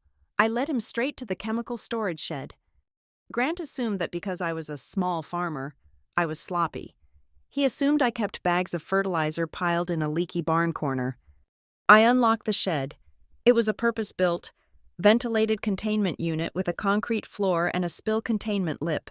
Every barrel of nutrient solution was raised on pallets. The material safety data sheets were laminated and hung on the wall in a bright red binder, right next to the eye wash station and the spill kit. Officer Davis looked around. He checked the ventilation fan. He checked the dates on the labels. He tapped his tablet. "This is very organized," he admitted. "We follow the global GAP standards," I said. "Would you like to see the cold storage now?" We walked to the barn. I took him to the walk-in coolers. I pointed to the digital data loggers mounted on the outside of each door. "These record the temperature every 15 minutes, I explained. "The data is uploaded to the cloud automatically. If the temperature deviates by more than 3 degrees, I get an alert on my phone. You can review the logs for the last 2 years if you like." Davis scrolled through the digital history. It was a flat, perfect line of 36 to 38 degrees. "The complaint stated you were storing produce on the floor," Davis said, looking at the stainless steel shelving units. "The complaint was a lie," I said. "Officer Davis, my brother is currently attempting a hostile takeover of this property through a frivolous lawsuit. He is using your department to harass me. I am happy to let you inspect every inch of this farm, but I want it noted in your official report that the allegations were unfounded and malicious." Davis looked at me. He looked at the pristine facility. He closed his tablet. I will mark the complaint as resolved with no violations, he said, and I will note that the facility exceeds county standards. Thank you, I said. Now, if you will excuse me, I have a business to run. As Davis drove away, I didn't feel relief. I felt exhaustion. This was only day one of the escalation. Grant would call the labor board next, then the water district, then the IRS. He would keep throwing bureaucratic grenades until one of them blew up a wall. I went back to the office. Rowan was still there, sitting in the visitor chair, watching me with a thoughtful expression. He hadn't left when Grant did. He had stayed to watch the fallout. You handled that well, Rowan said. Most people would have shouted at the inspector. Shouting does not fix anything, I said, sitting down heavily at my desk. Paperwork fixes things. True, Rowan said, but you cannot fight a war on 5 fronts. Megan, you have the blog, the zoning threat, the inspectors, the lawsuit, and the clients panicking. You are one person. I have to be one person, I said. This is my fight. It doesn't have to be, Rowan said. He leaned forward. Grant is playing dirty. He is relying on the fact that you are a private person. He knows you hate the spotlight, so he is shining it on you to blind you. He is betting you will fold to make the noise stop. I am not folding, I said. Then stop playing defense, Rowan said. You are reacting to him. You need to make him react to you. He pulled a card from his pocket and slid it across the desk. My restaurant group retains a very aggressive legal firm in Boston, Rowan said. They specialize in commercial litigation and reputation management. I want them to represent Pike and Salt's interest in this supply chain. I have a lawyer, I said. Samuel Vance. Vance is a property lawyer, Rowan said. He is good for closing a deed. But you need a shark. You need someone who can file an injunction against your brother for tortious interference with business contracts. If Grant is calling inspectors and leaking false stories to damage your revenue, that is actionable. My lawyers can file a motion to intervene as a third party. We can argue that shutting you down causes irreparable harm to my business. I looked at the card. It was a lifeline. It was heavy artillery. Why? I asked. Why would you do that? Because I need your salsify, Rowan said, a small smile playing on his lips. And because I hate bullies, especially bullies in cheap suits. I picked up the card. I thought about the years of hiding. I thought about how I had kept my success small, quiet, and secret just to avoid this exact situation. I thought if I stayed under the radar, they couldn't hurt me. I was wrong. Silence didn't protect me. It just made me an easier target. It allowed Grant to define the narrative. He could call me a failure because I had never stood up and shouted that I was a success. I will take the help, I said. But I do not want your lawyers to lead. I want them to back me up. I am going to end this, Rowan, and I am not going to do it quietly anymore. I picked up my phone and called Samuel Vance. Sam, I said when he answered, we are changing strategy. I heard about the blog post, Vance said, sounding worried. And the zoning issue is tricky. Megan, if the overlay applies? The overlay allows for pre-existing non-conforming use, I said, citing a regulation I had memorized 3 years ago but hoped never to need. I have utility bills proving commercial usage predating the zoning change. I am grandfathered in. Grant knows that. Or he would know it if he was a better lawyer. He is bluffing. Okay, Vance said. So we argue the grandfather clause. No, I said. We do not just argue. We attack. I want to file a counterclaim. Today. A counterclaim? Yes, I said. I want to file for sanctions under Rule 11 for filing a frivolous pleading. I want to sue the estate for abuse of process. And I want to file a defamation suit against Grant personally for the leak to the blog and the false report to the health department. Megan, Vance warned, that is declaring total war. The judge might see it as escalating a family dispute. It is not a family dispute, I said, looking at the wall where my father's picture hung, the only picture I kept in the office. It is a business dispute. Grant brought the law into my kitchen. Now I am going to bring the reality into his courtroom. I paused, letting the decision settle in my chest like a heavy stone. And Sam? I want to request an emergency hearing. I want Grant in front of a judge by Tuesday. I am going to bring the receipts. I am going to bring the journal. And I'm going to bring the witnesses. Witnesses? Rowan Pike, I said. And the county assessor, Evan Rourke. I want Evan to testify about the attempted fraud. There was a long silence on the other end of the line. Then, I heard the sound of Vance typing. All right, Vance said. If we are doing this, we are doing it all the way. I will start drafting. Get me those utility bills. I hung up. I looked at Rowan. You might want to tell your lawyers to get ready, I said. We are going to court. I will make the call, Rowan said, standing up. One more thing, Megan. Yeah? The Southport scoop, he said. You know, a counter-narrative wouldn't hurt. Local female farmer builds million-dollar empire in secret.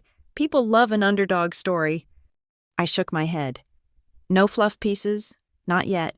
When I win, the judgment will be the only headline I need. Rowan nodded, respecting the choice. He left the office, his black coat sweeping behind him. I sat alone in the quiet hum of the servers and the ventilation fans.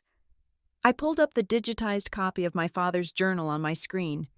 I stared at the entry for August 12th again. Investment in her happiness. Grant had tried to turn that happiness into shame. He had tried to turn my sanctuary into a crime scene. I reached into my desk drawer and pulled out a fresh notebook. I wrote down the timeline, the threats, the inspections, the blog post. I was building the narrative now, brick by brick, fact by fact. Grant thought he was stripping me of my defenses. He didn't realize he was stripping me of my hesitation. He had forced me into the light, thinking I would burn. He forgot that everything I grew in the light. I wasn't a weed. I was the one thing he couldn't kill. I was the root, and I was digging in. The courtroom in the county municipal building smelled of lemon floor wax and old decisions. It was not the high-ceilinged, dramatic arena you see in movies. It was a functional room with fluorescent lights that hummed a low, irritating B-flat, and rows of wooden benches that had been polished smooth by decades of nervous families. I sat at the defense table next to Samuel Vance. My hands were folded on the table, perfectly still. Across the aisle, Grant sat next to our mother.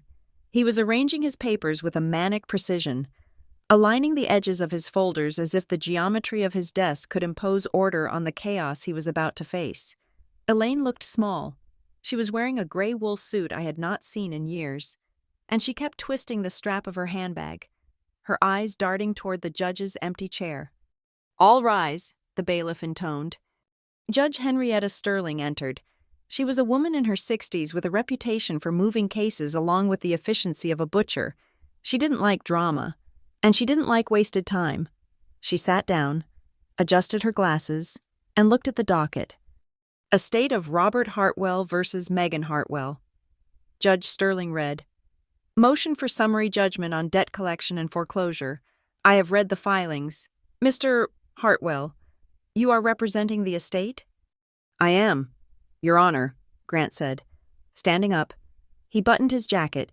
He used his courtroom voice, a deep projected baritone that sounded ridiculous in the small room. This is a straightforward matter of asset recovery. 6 years ago, the estate, through my late father, transferred $35,000 to the defendant. The defendant has failed to repay a single cent. The estate is now exercising its right to foreclose on the collateral property to satisfy this debt, which, with interest, now totals nearly $50,000.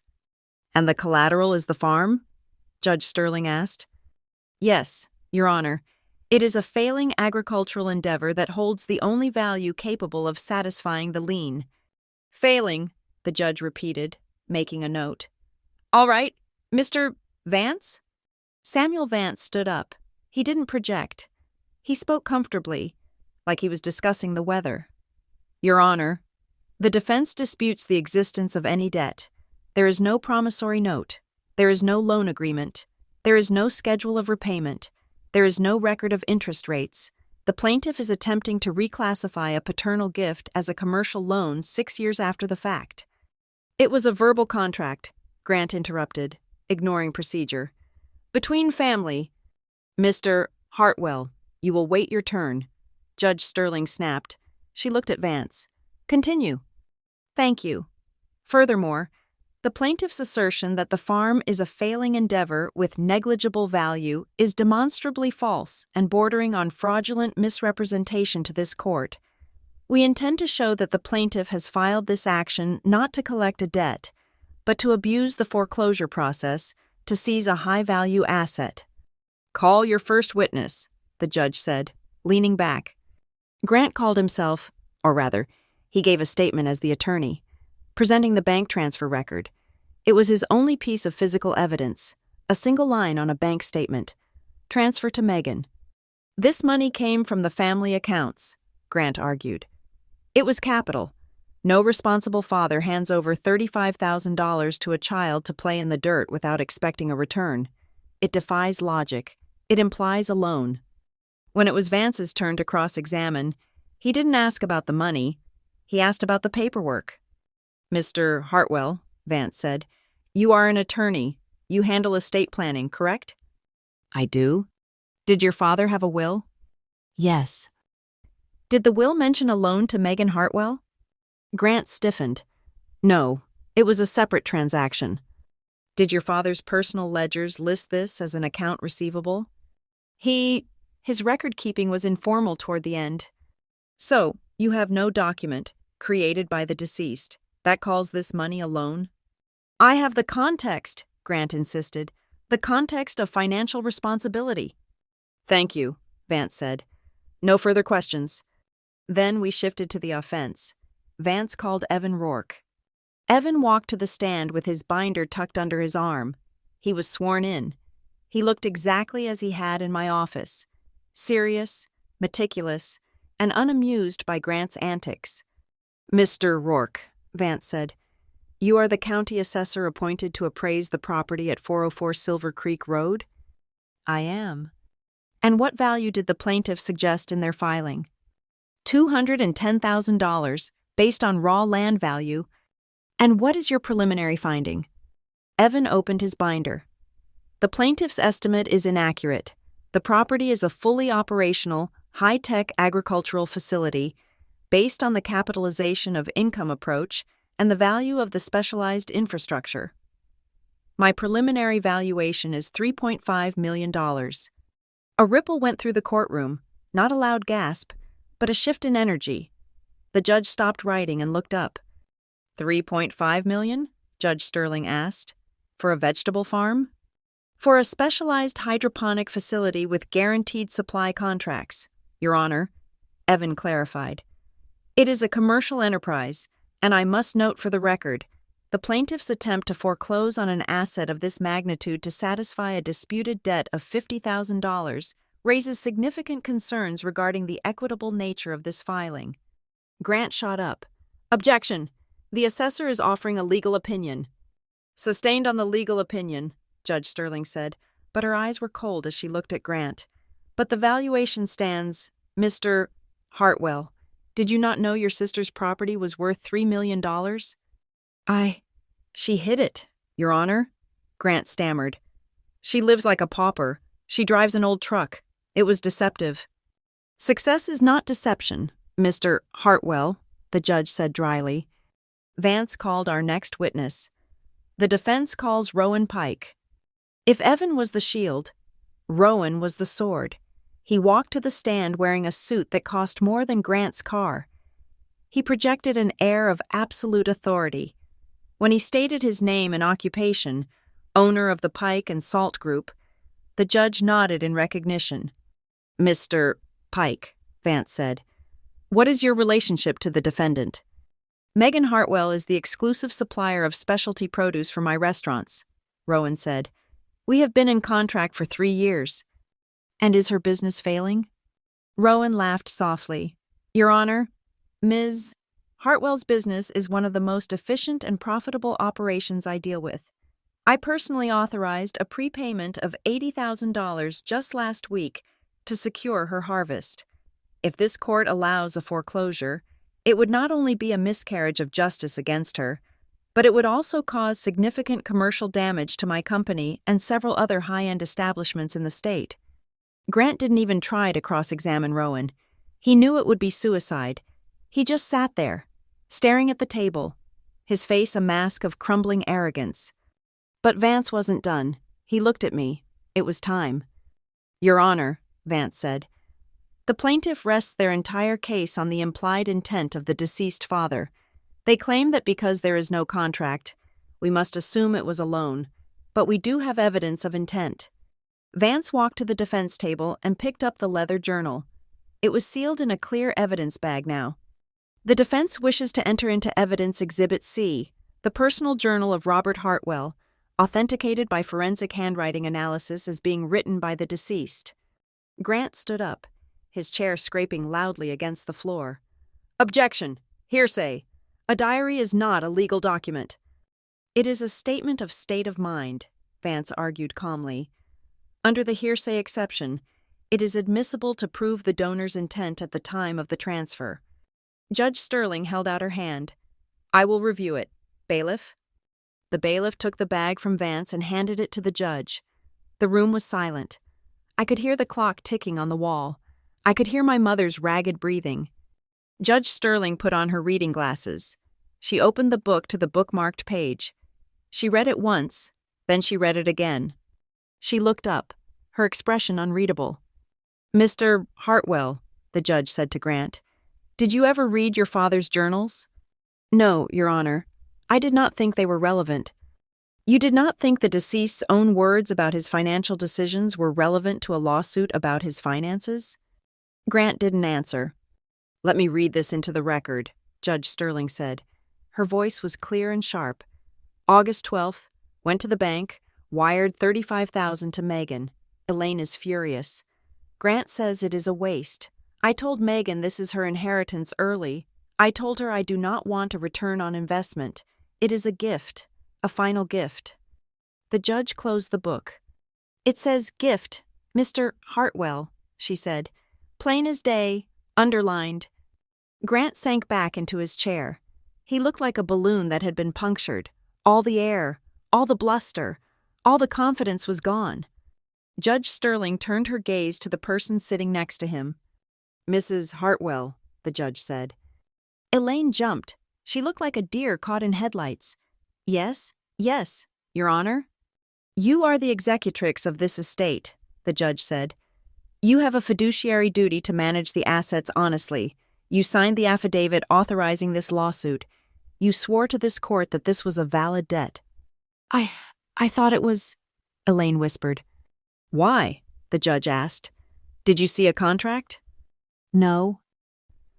"Did your husband ever tell you, in his own words, that he expected Megan to pay him back?" Elaine looked at Grant. Grant was staring at the table, refusing to meet her eyes. He had abandoned her. He had led her into the line of fire and then ducked. "Mrs. Hartwell, look at me," the judge commanded. Elaine turned back to the bench. Her lip trembled. Robert always had a soft spot for her," Elaine said, her voice cracking. "He gave her the money. I was angry. I admitted that. I thought she would waste it. Grant told me. Grant told me that we could get it back. He said it was only fair. He said the law would fix it." "So you filed this suit because you were angry that your husband gave a gift to your daughter?" the judge asked. "Not because there was a loan?" I just wanted what was fair for the family," Elaine sobbed. "This court is not a tool for your family therapy, Mrs. Hartwell," Judge Sterling said, her voice turning to ice, "and it is certainly not a tool for you to punish your daughter for being successful." The judge slammed her hand down on the file in front of her. "I have heard enough. We are going to take a 15-minute recess. I suggest, Mr. Hartwell, that you use this time to think very carefully about the sanctions I am likely to impose for filing a frivolous claim and wasting the court's time, and I suggest you consider whether you want to withdraw this motion with prejudice before I make a ruling that will be on your permanent record with the Bar Association." "Court is in recess," the bailiff shouted. Judge Sterling swept out of the room. The silence that followed was heavy, suffocating, and absolute. Grant didn't move. He stared at the empty bench, his face pale and slick with sweat. He knew what had just happened. He hadn't just lost the case. He had walked into a trap of his own making, and the steel jaws had just snapped shut on his leg. I stood up. I felt light. For the first time in 6 years, the weight of their judgment was gone. I looked at Rowan, who gave me a subtle nod of approval. I looked at Evan, who was closing his binder with a satisfied snap. Then I looked at my mother. She was weeping into her hands, broken not by the law, but by the exposure of her own pettiness. I didn't feel sorry for them. I felt clean. I turned to Vance. "Do not settle," I whispered. "Let her rule. I want it on paper." Vance smiled. "Oh, we are not settling. Megan, we are just waiting for the ink to dry." When the 15 minutes were up, the bailiff opened the doors, and we filed back in. The air in the courtroom had changed. Before the recess, it had been heavy with the possibility of loss. Now, it was brittle, charged with the static of impending consequences. Judge Sterling returned to the bench. She did not look at her notes. She looked directly at the people sitting at the plaintiff's table. "I am ready to issue my ruling on the motion for summary judgment and foreclosure," she said. Her voice was level, but it carried a weight that made Grant flinch. "The plaintiff's motion is denied, dismissed with prejudice." My breath left my lungs in a long, silent rush. With prejudice, that meant they could never file this lawsuit again. It was dead. "Furthermore," the judge continued, leaning forward, "this court finds that the filing of this action was not merely erroneous, but predatory. The plaintiff, the estate of Robert Hartwell, failed to produce a single shred of credible evidence to support the existence of a loan. No promissory note, no contract, no repayment schedule. Instead, the court was presented with a personal journal from the deceased explicitly categorizing the transfer as a gift." She turned her gaze to Grant. "Mr. Hartwell, you stood before this court and argued that the lack of a contract implied a debt. That is a perversion of basic contract law. But what is more disturbing to this court is the context surrounding this filing." Grant tried to stand, perhaps to offer a defense, but the judge raised a hand, silencing him instantly. "I have reviewed the preliminary appraisal report submitted by Mr. Rourke," she said, "and I have noted the testimony regarding the defendant's commercial success. It is the opinion of this court that this lawsuit was not filed to recover a debt of $50,000. It was filed to leverage the foreclosure process to seize a multi-million-dollar asset under false pretenses. This is an abuse of process." "Your Honor," Grant croaked, I was acting on the instructions of the executrix." "Do not shift the blame, counselor," Judge Sterling snapped. "You are an officer of the court. You have a duty to investigate claims before filing them. You filed a sworn affidavit stating the property was distressed and worthless, while simultaneously, according to the testimony regarding the zoning board and health department calls, engaging in extrajudicial harassment to actively devalue that property." She picked up a file. "I am referring this matter to the State Bar Association for review regarding your conduct. A lawyer who weaponizes the court system to settle family scores and facilitate a hostile takeover is a danger to the profession." Grant went white. It was the color of old paper. He slumped back, his career flashing before his eyes. He wasn't going to jail, but he was about to spend the next year fighting to keep his license. His reputation in the county was incinerated. Then, the judge turned to my mother. Elaine was trembling, a handkerchief pressed to her mouth. She looked terrified, waiting for the judge to yell at her, but Judge Sterling didn't yell. She did something far worse. She spoke with cool, administrative disappointment. "Mrs. Hartwell, the court removes you as the executrix of the Robert Hartwell estate, effective immediately." Elaine gasped. "What? But I am his wife." "You are a fiduciary," the judge corrected. "Your job was to protect the assets and treat the beneficiaries fairly. Instead, you allowed your personal bias and your son's manipulation to launch a frivolous attack on one of the beneficiaries. You proved yourself incapable of separating your duties from your emotions. You are irresponsible, and you are biased. The court will appoint an independent administrator to manage the remaining assets. It was a total dismantling. My mother prided herself on being the matriarch, the responsible one, the manager of the family legacy. In 3 sentences, the judge had stripped her of that identity and labeled her incompetent. The plaintiff is ordered to pay all legal fees incurred by the defense, Judge Sterling concluded, and I am awarding punitive damages in the amount of $10,000 for the harassment and business interruption caused to the defendant. Case closed. The gavel came down. It wasn't a loud bang. It was a sharp final crack that severed the strings that had bound me to them for my entire life. Grant didn't move. He stared at the table, paralyzed. Elaine was weeping softly. Not for me, but for the public shame of being removed. I stood up. Samuel Vance shook my hand, a wide grin on his face. Evan Rourke gave me a respectful nod from the witness stand.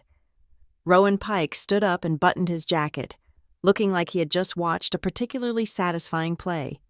I gathered my things, the journal, the binders, the proof of my life's work. I walked toward the aisle. As I passed the plaintiff's table, my mother looked up. Her eyes were red.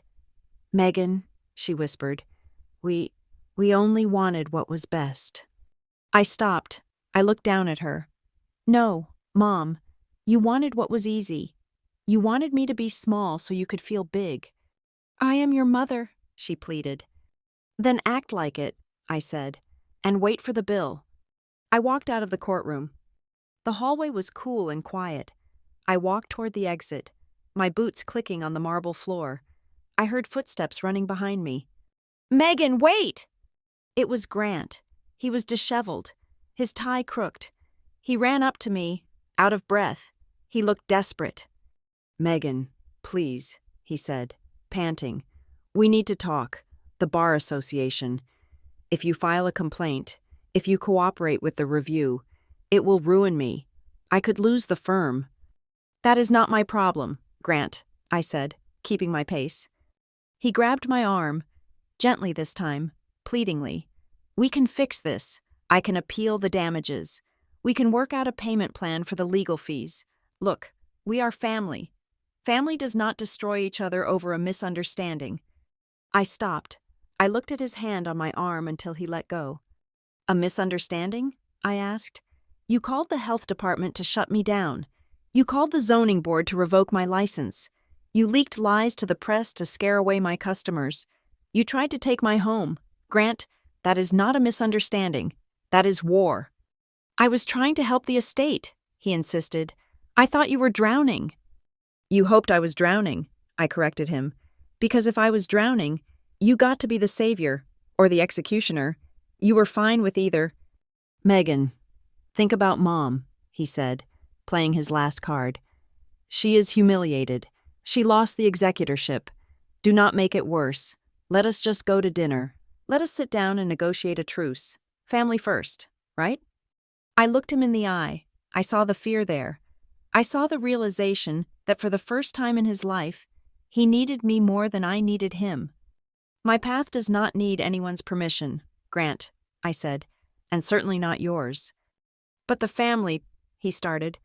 "Family doesn't use the court system to teach lessons," I said, "and I am done learning yours." I turned and walked away. I didn't look back. I heard him calling my name, but his voice sounded small, fading into the background noise of a life I was leaving behind. Rowan was waiting for me by the main doors.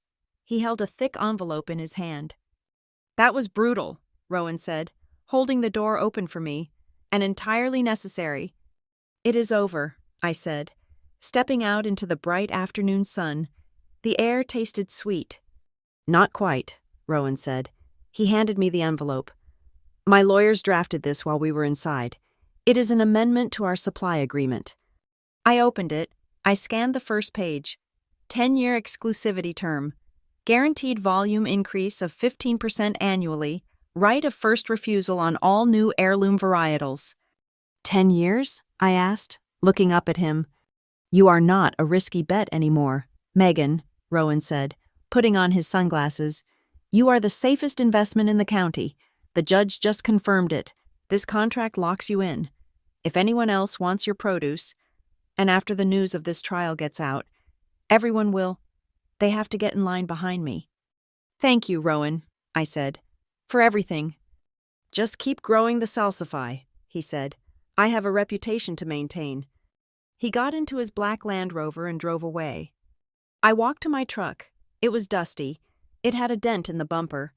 It was parked next to a line of shiny sedans. I got in and started the engine. It roared to life, a sound I had always loved. As I drove back to the farm, the adrenaline began to fade, replaced by a deep, resonant clarity. For years, I had thought that keeping my head down was the smart play. I thought that if I didn't brag, if I didn't show off, my family would leave me alone. I thought silence was a shield. I was wrong. Silence was a vacuum, and people like Grant filled that vacuum with their own narratives. They mistook silence for weakness. They mistook privacy for shame. I had paid a high price for that lesson, but I had learned it. I pulled off the main highway and turned onto Silver Creek Road. The sun was beginning to dip, casting long golden rays across the fields. I saw the property line approach. I slowed down. There, at the entrance to the driveway, was the old wooden post where the mailbox hung. It was plain, unmarked. I made a mental note. Tomorrow, I would call a sign maker. A big one. I was going to put up a sign. Silver Creek Produce, established 2019. I would plant flowers around it. I would put lights on it. I turned into the driveway. The greenhouses were glowing in the afternoon light. Long tunnels of white plastic that held a fortune in green gold. The fans were humming. The irrigation pivots were clicking. It wasn't a hideout anymore. It was a fortress. I parked the truck and stepped out. The smell of damp earth and growing things filled my lungs. I looked at the house. It still needed paint. The porch still sagged. I would fix those things. I would fix them with the money from my business. And I would do it on my own timeline. I didn't go inside the house. I didn't go to the office. I walked straight to Greenhouse 4. I opened the door and stepped inside. The humidity embraced me. The rows of wasabi were lush and vibrant, their heart-shaped leaves reaching for the light. I walked down the aisle, running my hand along the edge of the grow tables. I was alone, but I wasn't lonely. I had my father's journal in my bag. I had a 10-year contract in my hand, and I had the truth. I picked up a pair of shears and started to prune a yellow leaf from a basil plant. It was just a small task, routine, ordinary, but as the shears clicked, cutting away the dead weight to make room for new growth, I smiled. I was Megan Hartwell, I was a farmer, and I was open for business. Thank you for listening to this story. If you enjoyed this tale of justice served cold, please tell me in the comments where you are listening from. I would love to connect with you. Don't forget to subscribe to the Lila Revenge Stories channel, like the video, and hit the hype button to help this story reach even more people.